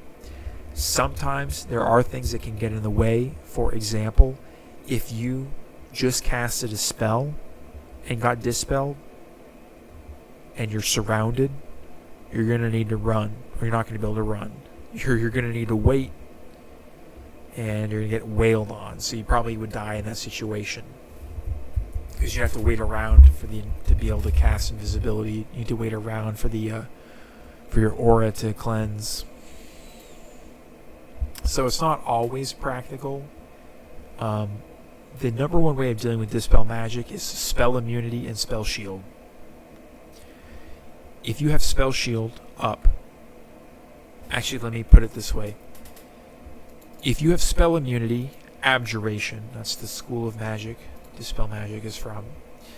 If you have spell immunity, abjuration up, you cannot be dispelled. However, spell immunity, abjuration can be removed with Ruby Ray and some other high-level mage spells that use some units. For example, in the Trials of the Lure Master, which is the expansion to the expansion, and also where you find spell immunity after a terrifying fight. Creek of Bane is a terrifying fight where you have a really powerful cleric, a really powerful mage, and a really powerful thief, martial character, and a djinn that you have to fight. You have to fight them. So I fought my way through the past. I made it to Coldheart. There's a great tree. There's a dude here I got to talk to. Blah, blah, blah, blah, blah. This is not a story run. I might do a story run if there's enough interest. But right now, I'm assuming people know the story. And more to the point, I want to... Oh, it's a Wand of Trap Detection. That's new. Wand of Trap Detection. That's even worse. I can cast that spell. I don't need no stinking wand. How much do you sell for a Wand of Trap Detection? Not as much as the Merry Shorthorn. What a bad beat. Alright, we're going to sell everything. We're going to just admire our character's experience, chat. That's what we were admiring there, not the beautiful character art, portrait art, I mean. Look at that stunning vista. Just a stunning vista. Beautiful, beautiful, full colors, chat.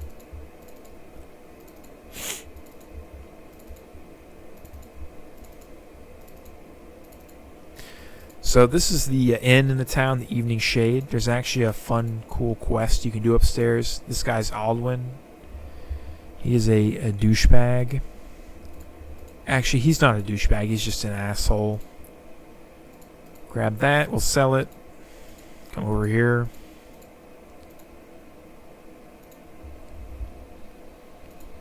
Get dumb.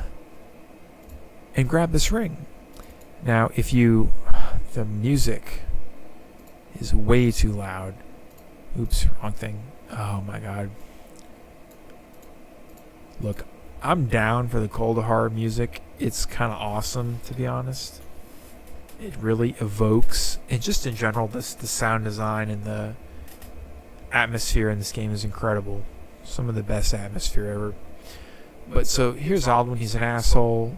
If you look at the ring that I just got, it's called Adon's Legacy Ring. That was the name. Adon is the guy that previously owned the Evening Shade, and it bears his will for the inn. It's not to go to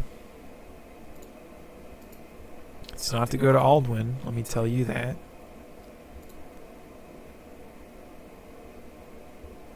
So Aldwin's an asshole, and that's why we're gonna tell him about the ring. He's gonna backpedal, tell us he didn't murder the guy, try and justify his position, and then we're gonna say that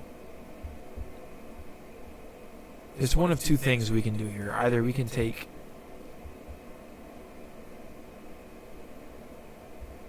this first option, in which case he'll give us a discount, or we can take the second option, which is arguably the evil option. It's more amoral. You're just cutting a deal, you know. And in this case, either case you get experience, but in this case, he gives you the noble, the highest quality room for free. Not that it's really, that important to get it, because we're going to be just healing to full anyways. Alright. So, what's next is to find a townsperson. These are little small things, but the experience really adds up. And if we find a townsperson, because we're a good cleric, and unfortunately we're not going to be able to find a townsperson, it looks like. So what we're going to do here is we're going to summon some skelly bros and zombies. Because, oh my god, we need more than that, dude.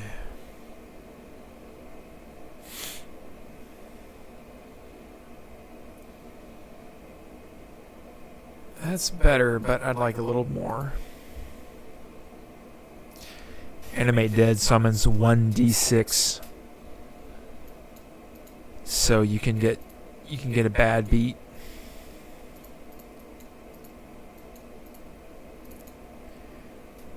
Yeah, it's this guy, Mirek. Run! The vale's filled with yetis. Try to outrun them, but two of them still chasing me. Run! Get help! I am the help.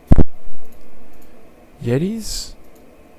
There they are. These dudes hit hard. I do not want to deal with yetis. They're also not evil, so protection from evil does nothing. Instead, I'm just gonna buff my dudes. Get in here and get a recitation up. Say a prayer for these yetis. I know I needed to change hold person. Whatever, sue me. I mean, this guy's already dead. It's not that big of a deal, really. Get in here and just start blasting. Now, this fight actually is a little bit dangerous because, especially if you're a martial class and all you can do is kite them around, because it is very possible to get stuck and cornered by these yetis, and they hit hard. I don't know what their hit dice is. I think it might be a D10, maybe even a D12, maybe 2D8. I'm really not sure. They hit hard. Not as hard as me, but they still hit hard. Morningstar is 2D4. Pretty good. It's the highest damaging weapon you can have. They give us Yeti pelts. Unfortunately, we don't have a bag of holding.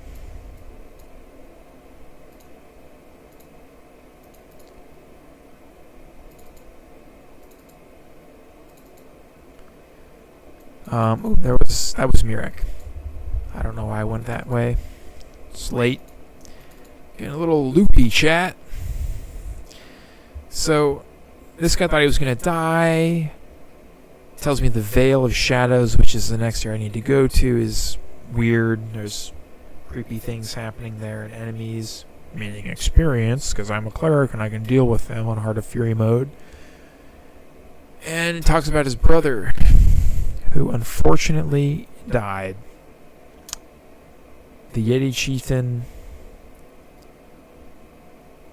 killed Silas and ate him.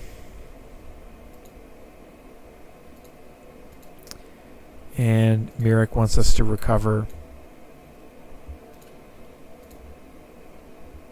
a family heirloom. So, before we do that, we need to prep our spell book and do a little bit of shopping, chat, because we're going to do some shopping. So first of all, no, that's actually bad. I think we just do it that way. Okay, we got another level 4 spell, that's right. What do we add here? So, Death Ward, this is a great spell. Death Ward's a great buff. Death Ward is one of the reasons why you can do a solo fighter mage cleric. Notice that's not a thief. We don't have thief levels. That means that our only way of dealing with traps is to walk over them. We tank them. So we've got to make sure that we have Death Ward, because some traps will cast death spells at us, disintegrate, nasty traps. I don't think we need to worry about that at this point. I think we would either be better served with another recitation or a defensive harmony. Defensive harmony is a great spell, very nice, gives you a +4 bonus, really -4. It's really confusing. Let's just be honest, chat. Armor class in 2nd edition, it's just confusing. Thaco, it's just confusing. Just make it a 2-hit bonus and see if your hit roll is higher than your armor class instead of the opposite way, which is just weird. Alright? And so the developers know that.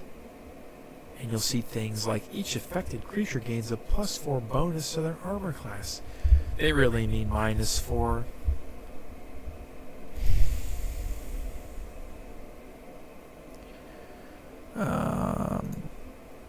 Mental Domination is a solid spell, chat. It actually also affects undead, but you can't control them like you could have summoned, so not quite as good. Negative plane protection is such a joke in this game. There's no level draining that occurs. I just use a lesser restoration after I fled. Protection from lightning is solid. I wish it was 1 turn per level. It's only 5 rounds. That sucks. Free action, another great spell. Probably going to go with free action here because getting surrounded is not the only way you can die in a solo run. Getting held is another way.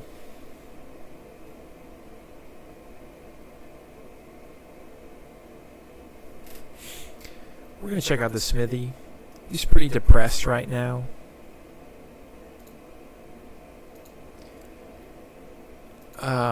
We're just going to sell the Yeti pelts. Actually, no, we'll keep them. They depreciate, so I want to sell them all at the same time.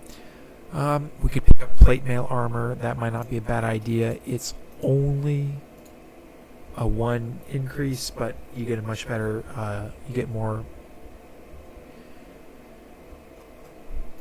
armor class against slashing attacks, which skeletons have a fair amount of slashing attacks, although I'm pretty sure we can find plate mail in the Veil of Shadows somewhere, so we're going to hold off on that for the moment. Conlin has some good items that we want to buy. The number 1 item that we want to buy is the Love of Black Bess. It's a +3 mace. That's a pretty good weapon at this point in the game. We also don't have the proficiency points to use it right now. We spent them on a sling instead. Probably a waste. I think I'd change that in future runs and just try and melee my way through the early game, although that might not be reliable, so we might actually want to keep the sling. But anyways, yeah, he's got an ammo belt. That's nice. We'll take that. Unfortunately, his stuff is just too expensive and not that good. Look at this +3 flail. 30,000 gold, chat. Who can afford that? This stuff is just not that good. Troll Slayer. I'd love to have Troll Slayer. But it's just so expensive, man. I also can't use most of this stuff. Lonesome Road is interesting. Very interesting weapon. And honestly, I'd be more inclined to give... the Giving Star. That's also another fun weapon. Gives you some sustain, even though by the time you can afford the loans to the Giving Star. So first of all, you have better options, okay? Like in the Morning Star slot. Morning Star +4 action. Morning Star +4 defender. Better than the Giving Star. +1 to strength for 5 rounds. I mean, yeah, it's nice when it happens. But, honestly, as a cleric, your strength is already going to be probably maxed out because draw upon Holy Might scales very well. But yeah, it's a solid item. I'd love to have it just show up. But 18,000 gold, that's a lot of gold. By the time you have that much gold, you can't afford it. This is the best helmet in the game. Helm of the Trusted Defender, armor class +3, immunity to fatigue. That's pretty big. So unfortunately there's nothing here for us. But there's a quest in chapter 2. Now this airship, very cool area, has a gnome inside of it. And this gnome sells potions. You're feeding experimental potions to these cows? Nonsense, I would never hurt these animals. I've come to think of them as my friends. Besides, without my help, they would all freeze to death. He's good. At a fair price, of course. Okay, so Oswald, dude. Oswald's lab. This is what you spend money on, okay? First thing you buy, 3 potions of invisibility. Trust me, you're going to need them. Next thing you can buy is you can buy potions of freedom. You can also buy potions of mind focusing. +3 to intelligence, very important for a mage. But even at 24 int, you only have a 99% chance of successfully scribing a scroll, which is not 100% reliable. 1 in every 100 scrolls, on average, will fail. They will fail, chat. If you think that that is not significant, then you don't think that exceptional strength, then you don't think that rolling an 18-100 is real. It's just that simple. This is not worth buying. This is definitely worth buying. In fact, I might purchase some. I think I will purchase some. What else is worth buying here? A lot of things are worth buying. This is worth buying. This is worth buying. That's worth buying. This is worth buying. This is worth buying. These are worth buying. This is worth buying. This is expensive, but kind of worth buying. Not really, because I'd just rather use potions of healing or an antidote. All other things are worth buying. If you don't have 18 dexterity, this is worth buying. This is worth buying. Not on Heart of Fury, but this is worth buying. You get plenty of these by the time you need them. Oswald has so much that's worth buying. But I can't. I'm going to stick with Potions of Invisibility and Potions of Freedom. And what I'm going to do now is I am probably going to rest. Actually, let's show, before we rest, let's go show the last vendor in town.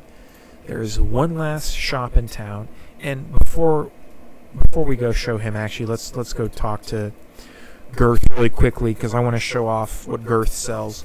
Girth actually sells some useful items. I can't use them because I'm not a bard, but Girth actually sells an item that makes, if you can make it here and find a way to earn 10,000 gold, as a bard, you will have a reliable solo shelly run. And that item, chat, is called the Bardic Horn of Valhalla. Charge abilities: summon 2 to 4 berserkers. These are ogre berserkers, so very powerful ogres. Very great summons.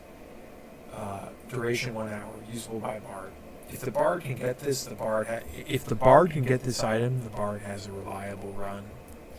The Lyre progression is not bad. It's a shield that doesn't give you any armor class bonus. It just gives you extra spells. Not bad. 2nd level and 3rd level, very, very good spell levels. I'd take extra blurs, mirror images, and a haste or a skull trap. Absolutely, I would. But the rest of Girth's equipment shop is just worthless, dude. This is the place you go to sell gems and necklaces. It's just that simple. Look at him scratching his butt. He knows it too. Whatever. He's just a dude. Oh, townsperson. Nope, that's a kid. We need to find a townsperson. Where are you, townspeople? You might notice, chat, that I get distracted easily.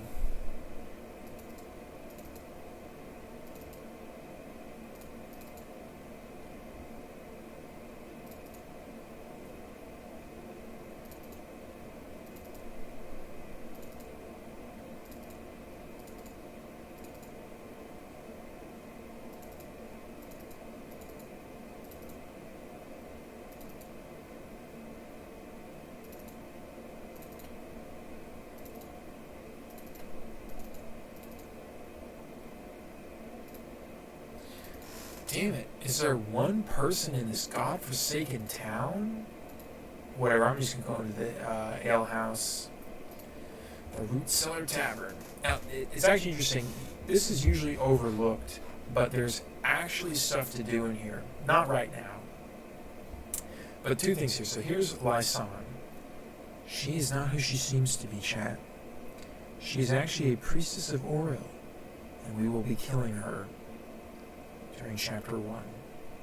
Not for a while, and by the time we get to her, we'll be so much stronger than she is. She's kind of the boss of chapter 1. I mean, there's a fight before her, several fights before her that are more difficult, but she's sort of, the boss. And if we kill her, and then after we kill her, if we come back here and talk to Whitcomb, the barkeep, we'll get a very nice cloak.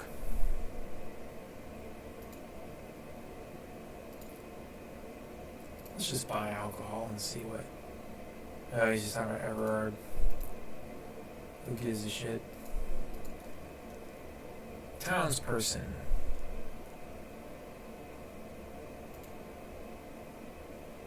We're just going to talk to him. And here's what we want.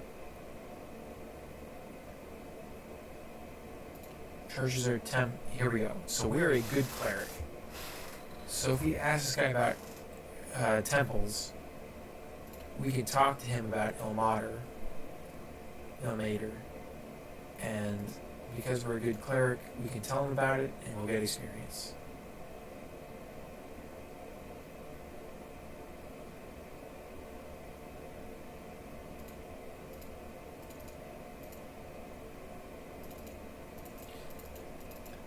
Alright, so let's go talk to the wizard, chat. There is a wizard in this town. Now, here is why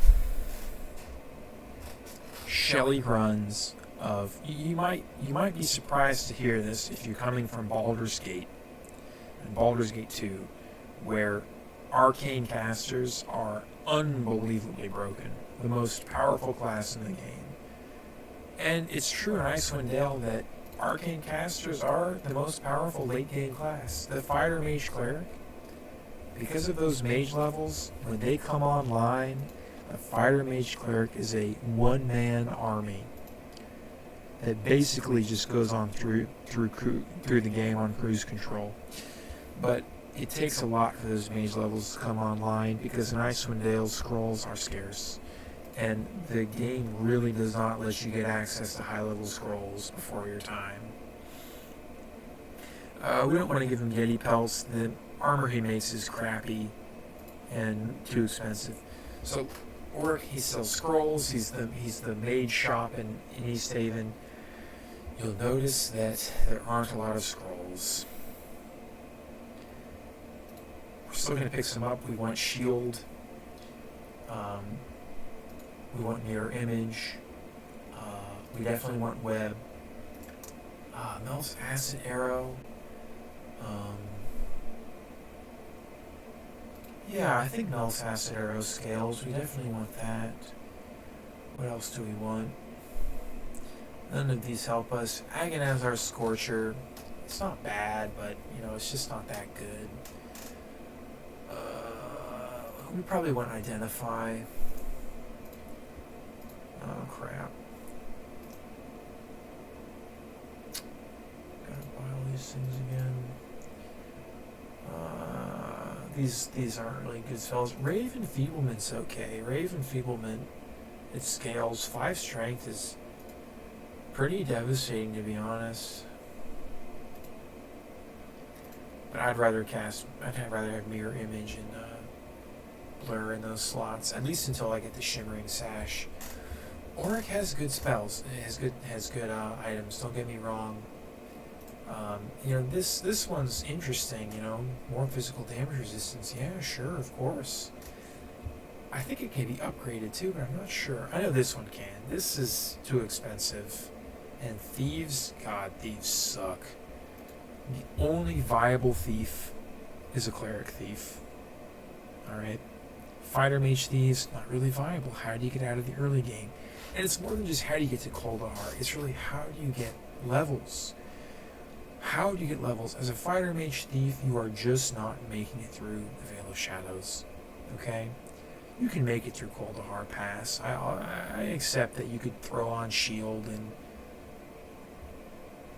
just expeditious retreat, right? That's what I'd do. I'd choose expeditious retreat and shield as a fighter mage thief and just get the hell through dodge. Or find familiar. Actually, find familiar would probably be better than shield. I don't know. It's difficult to say. I'd have to run the numbers. You'd have to run the numbers to tell for certain. My instinct says that it's probably shield, but I don't know for certain. Anyways, fighter mage thief, sure, you can get to Kuldahar, sure. In Easthaven, you can full clear Easthaven, but you can't full clear the prologue. You can't take out Orc Cave. That's a joke. That's an absolute joke. You can't even get to Orc Cave, right? At best, you can run past the wolves, see the caravan, so that you can report back to Hrothgar. But you ain't killing those wolves, and you ain't killing those orcs, and you ain't killing those goblins in that pass. You think you're killing those goblins in that pass? How? Are you going to kite them around? Is that what you're going to do? You're going to kite them around for 24 hours, or however long it would take to kill them? No, you're not. No one's watching that. No one's playing that. It's just that simple. Your best bet is expeditious retreat, and probably find familiar. But that means that you're going through the Easthaven. I'll grant you this. As a mage, you can get through Easthaven. You absolutely can get through Easthaven with magic missiles. Yeah. Just cast a bunch of magic missiles into a dude, rest, repeat. If you get injured, go to Everard and heal. You know, it's just that simple. That's pretty reliable. That's pretty practical.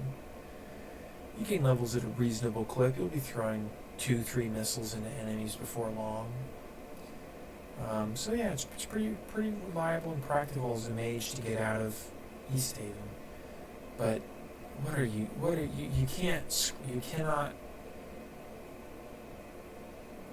cannot memorize, have in your spellbook Expeditious Retreat, Find Familiar, and Magic Missile in the prologue. Okay, you just can't. At best, you can have Expeditious Retreat and Find Familiar, but then you have to hope that Chromatic Orb scribes. And that's your only damage spell then. And look at this shit. Chromatic Orb used to be good. It's good in Baldur's Gate. It's very good there. You can use it to kill trolls because it deals acid damage. And it also acts as a finger of death at high levels. But it's just not that good in Icewind Dale, because a successful save versus spell negates all effects. I would rather have a +6 bonus for the target to their save and still get the damage.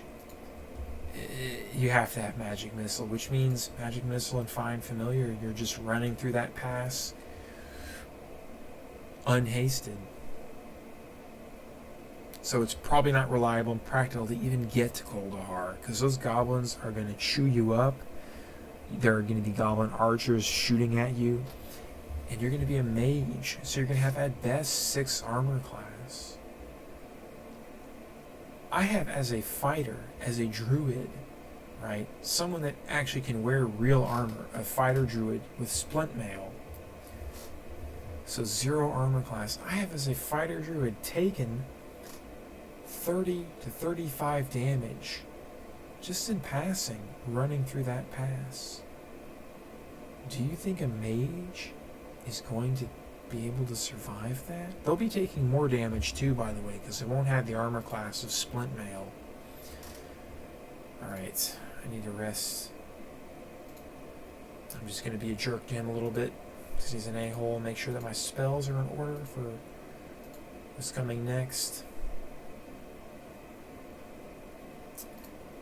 I warn you, chat, we have a bit of a slog coming up.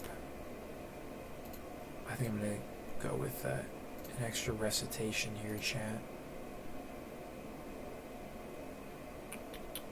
I don't need free action at this point. I'm gonna do a SHEL1I FMC. I'm gonna do a strategy for next time where I avoid traps and undead as much as I can and get Mirek's heirloom back. So anyways, chat, that's it for me. That's it for this session. Make sure to like and subscribe and leave a comment below if you enjoyed this content. And yeah, anyways, I'm working on a comprehensive guide to shelly runs, solo Heart of Fury, Ironman runs of Icewind Dale that start from level 1. Experience level 1, that's the middle part, EL1, Shelly. You put it all together, it says it spells Shelly. I'm working on a guide to shelly runs, a comprehensive guide, every single class in the game. My plan is to cover every single class in the game, because again, most of these classes can't do it. For martial classes, purely martial classes, barbarians and surprisingly monks are probably your best bet. Now, what's interesting is there are some. So the Beastmaster is a ranger kit, including kit. I'm doing kits, by the way, as well. The Beastmaster is a ranger kit, and they get access to Animal Summoning 1 at level 6, and they get level 6. They can get level 6 in the prologue. It is reliable and practical. Full clear Easthaven. That's 40,000 experience. 42,000 experience to be exact. Go kill the wolves in Wolf Valley. That's another 7,000 experience. That gets you level 6. Now you have Animal Summoning 1, and you can clear Orc Cave. You're a Beastmaster. You have a composite longbow. You can shoot down the orcs. You can do it. As a Beastmaster, you can make it through Kuldahar Pass and make it to Kuldahar with a ton of experience, with enough experience to 330,000 experience. That's enough experience to go straight to Heart of Winter, where you can get even more experience. And guess what Rangers get? They get Druid spells. Druid spells are some of the best spells in the game. The best damaging spells. They're just not quite the best buff spells. They are the best damaging spells, though. So yeah, barbarians and monks probably have the best chance of any martial class because they can run fast through Kuldahar Pass. And as a martial, but what are you doing as a martial class? What are you doing as a martial class? You know, monks don't even have a reliable and practical early game. They're relying on cheesing people with stunning palm. That's what a monk does in the early game, is cheese you with stunning palm. And what does stunning palm get you? It gets you a round, dude. It stuns you, an enemy, for a round.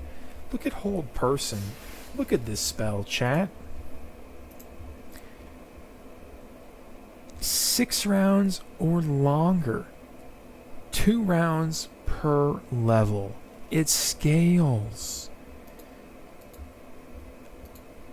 I hold a save versus spell. It's basically a death sentence. I save. I stun. I can stun 1 to 4 demi-humans for 16 rounds. That's 16 rounds that I have guaranteed damage. That is amazing, chat. It's just amazing. Flat out amazing. So yeah, monks stunning palm, it doesn't even compare, quite frankly. It's not even the same. It's not even close to being the same thing. The best monk class for the early game is actually the Dark Moon Monk.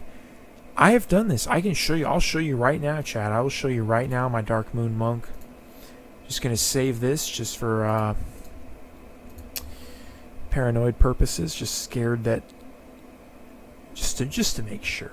I'm not scared, but just to make sure. SHEL1I Dark Moon. Prologue 1 day 5 hours. This dude's legit, man. Yes, he's been console, but... You know, I stripped him of some attributes that he doesn't strictly need. Why is a monk super intelligent and super wise? He's a monk. He's not that intelligent and wise. He'd be a druid if he was, if he was wise, and a fighter mage cleric if he was both.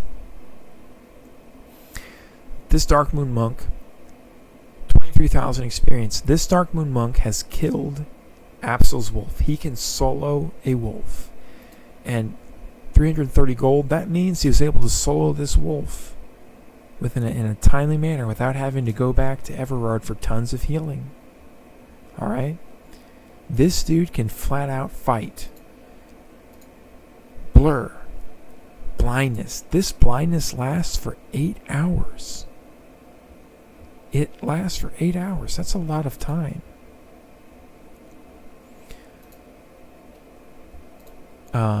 And then, yeah, Blur is just the wizard spell. So, you know, pretty good. Dark Moon Monk, solid class. But again, the question with the Dark Moon Monk is the same as with all the martial classes. Barbarian, Dark Moon Monk, probably Vanilla Monk, but might be a little bit painful. They can make it to Kuldahar. What do you do next?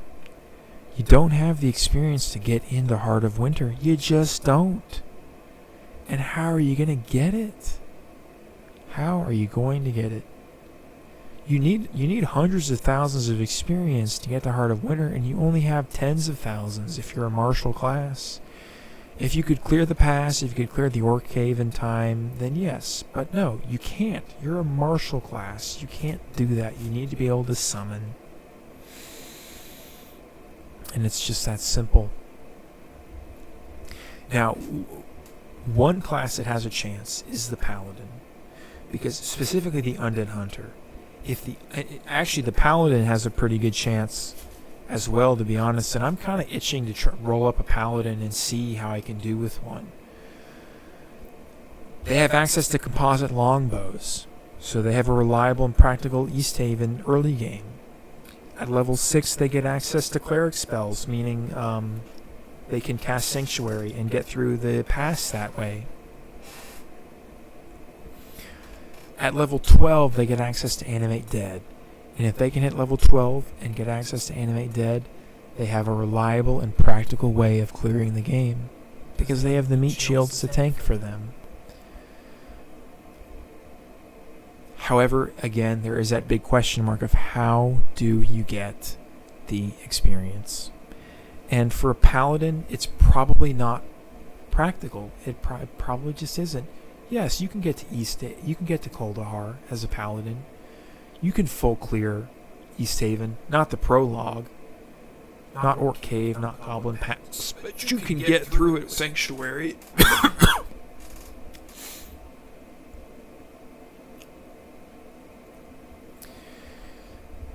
But the one Paladin kit that has a chance is the Undead Hunter. Because the Undead Hunter might, I say might, I don't know for certain, but they might have the ability to handle the Veil of Shadows. They might be able to do it. I don't know how they're going to fare against the Yetis, because, you know, if you see Yetis, there's so many small, skinny areas in the Veil of Shadows that you can get stuck in and cornered in and die. So I immediately question the practicality. There is an area in the center that you can kite. So you probably just Sanctuary there and then kite everything there. You know, that's probably what you do as a Undead Hunter. So I think it's possible for an Undead Hunter. I really think it's possible for an Undead Hunter. That's what my intuition says, and an Undead Hunter can do it. They just have to get to level 12. And if they can get to level 9, they can get to level 12, because they can go straight to Heart of Winter. They can make sure they have 2 invisibility potions. This is the next scary part. In Heart of Winter, you can get a bunch of experience after you get back from the Barbarian camp. Go to the Burial Isle. Invisibility potion yourself. You cannot fight Barrow Wights. You cannot fight Drowned Dead. You cannot fight Wailing Virgins. You cannot fight Ghost Shaman. You cannot fight the Polar Bear Spirit. So invis potion yourself. All you need to do is grab Wolfdane's tribal insignia and go talk to Yoldair. He's in the northwest corner of the map. You have to go through the barrows to get him. Nothing will break your invisibility except grabbing the tribal insignia from the tomb. But then you just pop another invis pot. You might take some damage from Ebdinga. She's the named Wailing Virgin that resides over Wolfdane's tomb. But if all you need is 2 invisibility potions, very reliable and practical, you got 2 million experience, and you got Yoldair back. So you can go right back to the base game,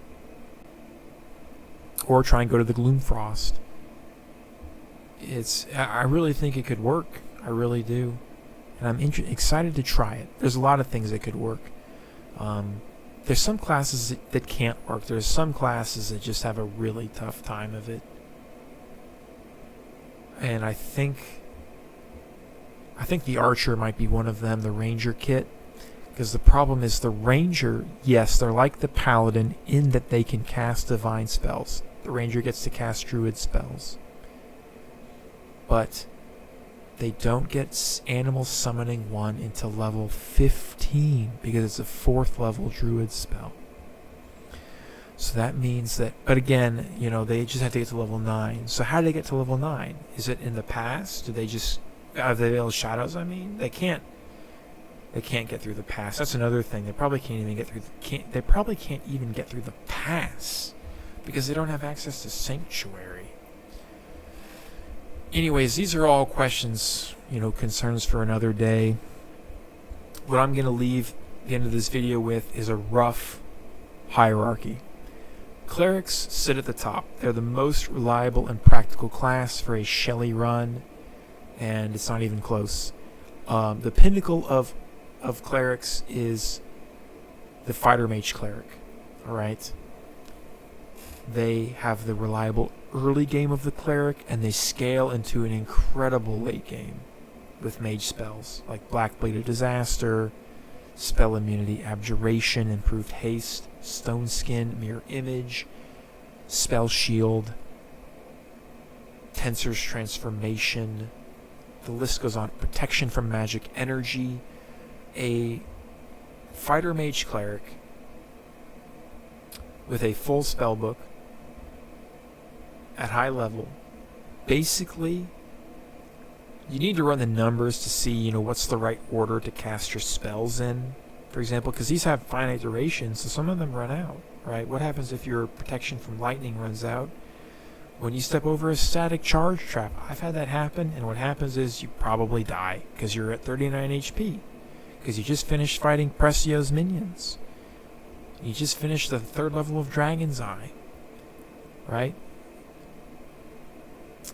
So it's not completely foolproof, but it's very foolproof, and you can make yourself effectively immune to everything in the game. And you have a lot of options. You have a lot of panic buttons. Improved Mantle gives you 4 rounds, time stop. Not really a panic button, but it's a I win button, right? Pretty much, So they sit at the top. Druids are up there with them. Druids, oh my god. Chef's kiss to the Druid. Lovely Shelly class. Reliable and practical run. Not quite as powerful as the Fighter Mage Cleric because they don't get mage spells, and that means that they really have to rely on their summons and their offensive spells like Call Lightning and Static Charge. This is a little bit of a problem when they get to the Burial Isle. I'm still not certain if a Druid can fight the undead on the Burial Isle, but it's really a good idea for a Druid to go to Heart of Winter, because for a Druid, the best armor in the game is either the Umber Hulk plate, which you don't get until very late in the game, in the base game, or it's the White Dragon Scales. And it's the White Dragon Scales, let's be clear. It's the White Dragon Scales. They're so good. The White Dragon armor might be the best armor in the game. I can't think of a better armor. I just can't. The only thing better would be maybe for a Fighter Mage multi-class, like a Fighter Mage Cleric. Maybe it would be better to use some kind of chainmail, elven chainmail that you can cast arcane spells with. I'm not sure exactly. Probably better. You probably don't really care that much about having 2 or 3 extra points of armor class. But the White Dragon Scale is the best armor for the Druid in the game, and so it is very tempting to kill a Kasserot. Furthermore, the Druid's biggest problem is their mid-game. Once they hit level 12, they get there really fast. They get there by the end of the prologue. But once they hit it, it's a frickin' slog up to level 14. You gotta get 1.5 million experience for level 14 as a Druid. Hey, go to Heart of Winter. Use all that quest XP to accelerate your way through the mid game.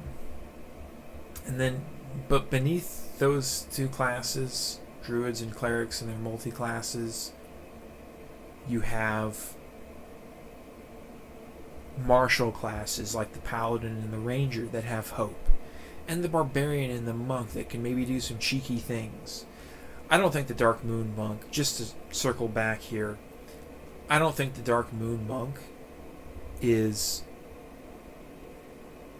viable because they just don't have the personal sustain. You'd rather be a Sun Soul monk and just fling fireballs at things and run away. That's reliable and practical if you can get a way of resting that doesn't, and replenishing your spells without causing the enemies to heal back to full. So anyways, and then below those are like things like the thief, fighter mages, you know. I kind of want to say bards here, but I also hesitate because bards might actually be viable.